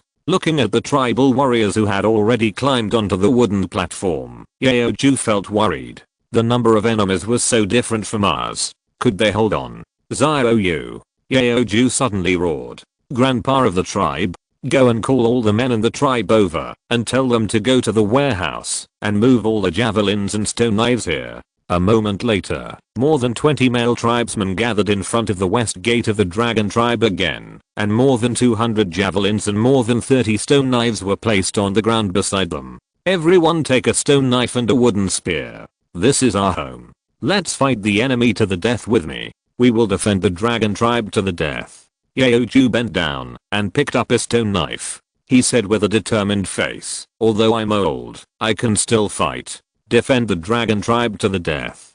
Defend the dragon tribe to the death. The most prestigious elder of the dragon tribe raised the morale of the tribe members to the peak with his own strength. A 50-year-old man can take up weapons to defend his homeland, let alone these young people. Everyone looked at the elder with respect, picked up 2 weapons from the ground, and scattered behind the west wall. Standing on the wooden platform are the elite warriors of the dragon tribe, who can suppress the enemy's offensive, and thus reduce the pressure on the tribe members guarding under the wall. Attack! A middle-aged man standing in the distance shouted. And this middle-aged man is the patriarch of the Black Wolf tribe across the lake. As for how he suddenly conjured up nearly 100 warriors, it is unknown. Following the order from the Black Wolf chief, a handsome Black Wolf roared at the same time. All of a sudden, the surrounding Black Wolf warriors and wolves swarmed and rushed towards the dragon tribe frantically. Moo, moo, moo. A series of dull and high-pitched horn sounds rang out. Shoot. A clear, solemn and loud female voice rang out from the dragon tribe. Seeing the enemy approaching, Ya immediately issued an order. 20 archers began to draw their bows and shoot arrows in the direction of the enemy rushing from the west. Ya also had a bow in her hand. She reached into the arrow frame behind her with her right hand and pulled out a bone arrow and put it on the bowstring. She hooked the bowstring with 3 fingers of her right hand. Whoosh! A subtle sound of breaking through the air. The bone arrow instantly shot across the sky. A woo! The bone arrow pierced the wolf's neck, and with a wail, the wolf that was shot fell straight down. The wolf stopped moving, but Kenya continued moving. Arrows shot out from her hands, but what they got in return were the corpses of the enemies in front of her. The people around were all shocked by Ya's accuracy. The best of the 20 archers could hit one with 2 arrows, while the worst ones could only hit it with 4 or 5 arrows. But every arrow Ya shot was sure to hit. What's more terrifying is that every arrow was a fatal injury. This is a horror of talent. However, since the enemy was running, and there was only a distance of 200 meters between them, when the enemy army slowly approached the wooden wall, the arrows could not shoot. Ya continued to repeat the action of drawing the bow and shooting arrows, and even the pain in her arms did not let her stop for a moment. Watching the enemy army gradually approaching, Ya estimated the distance in her mind. Switched to javelins. The more than 20 people on the wooden platform instantly put down their bows, pulled out sharp javelins from the frames on their backs, and began to shoot at the enemies in front of the wall. Compared with bows and arrows, the accuracy of javelins of the dragon tribe warriors is higher, and the power is stronger than bows and arrows. Basically, if you shoot into the enemy's body, it will make it lose its ability to move, and the probability of killing it with one shot is very high. Whoosh whoosh whoosh, whoosh whoosh whoosh. Countless javelins formed a dense horizontal offensive, shooting down the enemies rushing over one by one. Woo woo. At this time, the wolf pack had already arrived under the wooden wall. Stone spearmen, stop the enemy from climbing the wall, Ya shouted loudly. The remaining 10 warriors holding stone spears in the tribe climbed onto the wooden platform, looking at the row of wolves lying on the ground below, and the wolf behind trying to rely on the body of its companion to jump into the wall. Puff, a warrior looked at the black wolf leaping into the air and stabbed the wolf's waist with the stone spear in his hand without hesitation. Blood spurted out, and the wolf's body fell to the ground. However, due to the wolf's agility and flexibility, more than a dozen black wolves soon jumped behind the wall and fought with the tribesmen. Looking at the gradually approaching black wolves, Yeoju chose to watch and not move, holding the stone knife in his right hand tightly, waiting for the black wolf to reveal a flaw.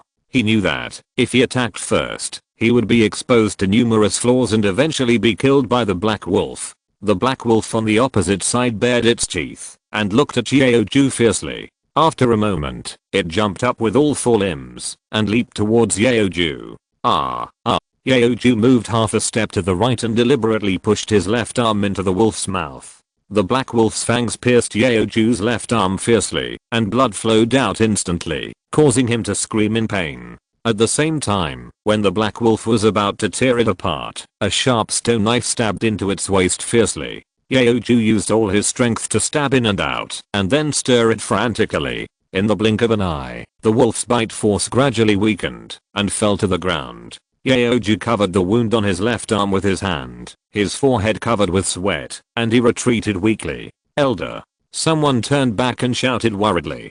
Don't worry about me, just focus on fighting the enemy. Ugh. The man was distracted when a wolf pounced on him and bit off his neck. Tragic situations continued to occur in the dragon tribe. Some wolves even crossed the western wall and entered the tribe to bite the remaining female tribe members who had no fighting power.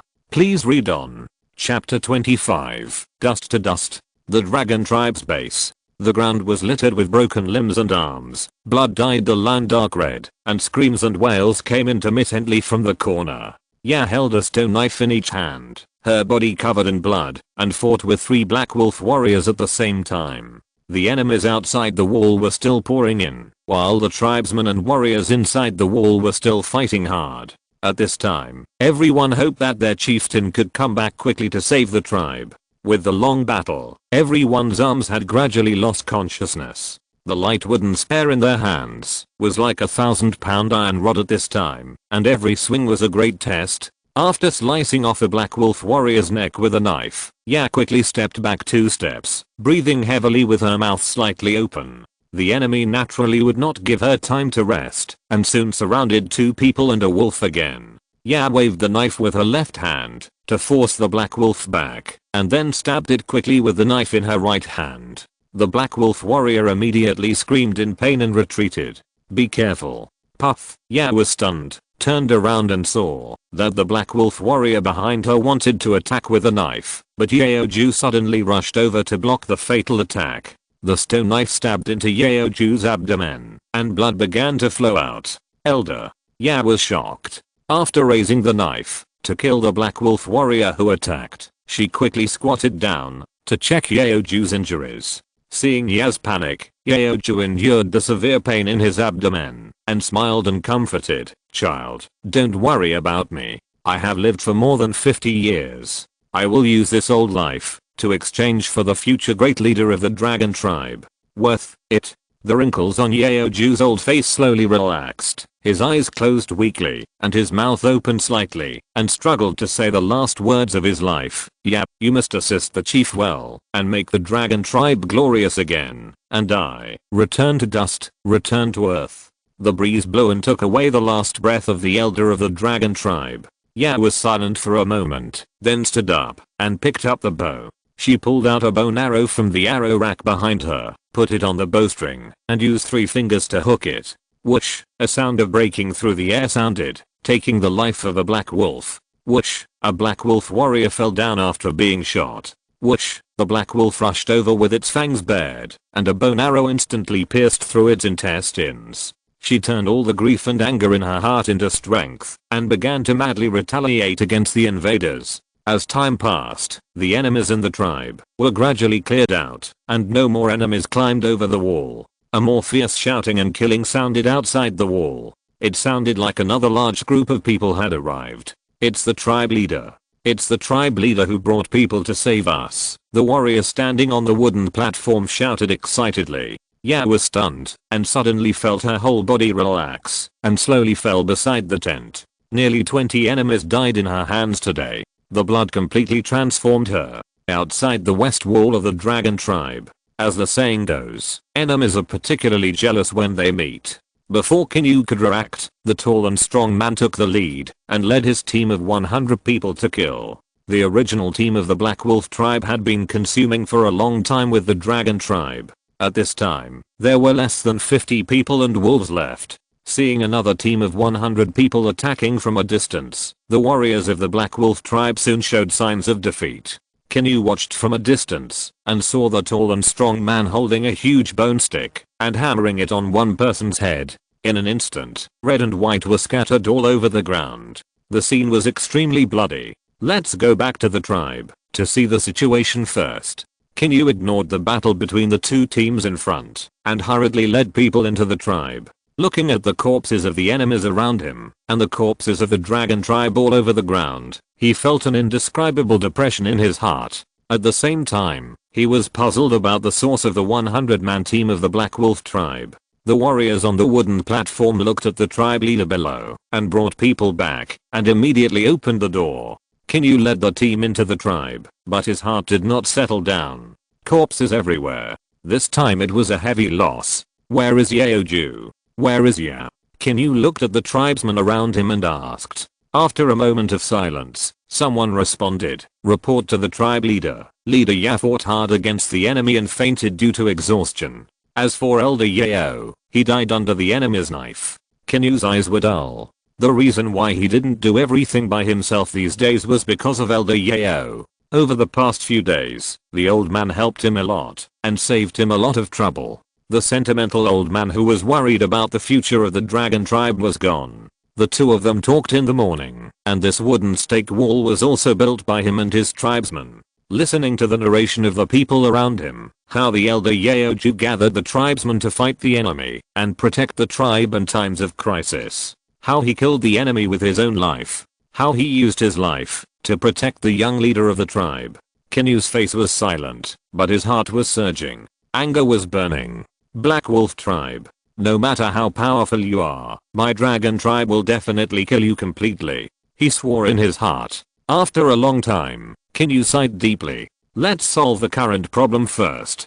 Carry Chief Ya back to the tent to rest. Yuming and his men will go out with me. After the voice fell, Qin Yu led Yuming and a dozen tribal warriors out of the gate. The scene outside has become that the Panshan tribe's team surrounded and killed the remnants of the Black Wolf tribe. Qin Yu did not go forward to disturb them. After all, the Dragon tribe and the Panshan tribe were not familiar with each other, and rashly participating in the war might cause friction. As time passed slowly, Qin Yu led his men to wait for the battle to end at the gate. After a long time, the Panshan tribe's team slowly approached Qin Yu's side. Because the two sides chased for a long time, Qin Yu did not know whether the Black Wolf tribe had been completely wiped out. Haha, I'm afraid that the Dragon tribe is the only tribe on the grassland that has built a wooden wall. The tall and strong man looked at the 2 or 3 meters high wall in front of him and couldn't help but joked. Qin Yu smiled and responded, then began to inquire about the situation of the Black Wolf tribe. The leader ran away with a few people, and we didn't catch up. However, the Black Wolf tribe's losses this time are estimated to be not small, and they should be quiet for a while. The tall and strong man explained. Qin Yu thought for a while and then asked the question in his heart. The tribe across the lake is called the Black Wolf tribe. They can also control wild beasts, but the number of people is definitely not that large. What happened to the Black Wolf tribe just now? You don't know? The tall and strong man was stunned for a moment and then explained. The big tribes with totems often send the brothers of the clan leader to develop branch tribes. This is also to prevent the totem belief from being broken. As far as I know, there are 3 Black Wolf tribes in total. The 2 branch tribes add up to less than 200 people. The number of people in the main tribe should be 600 to 700. Sorry for getting up late today. The next chapter will be posted on time at 5 PM. End of this chapter. Thank you very much for reaching the end. Don't forget to like. Looking for more exclusive content and immediate access? Subscribe to our Patreon. Remember, every like, subscription, or donation encourages us to continue. Thanks to everyone. See you in the next video.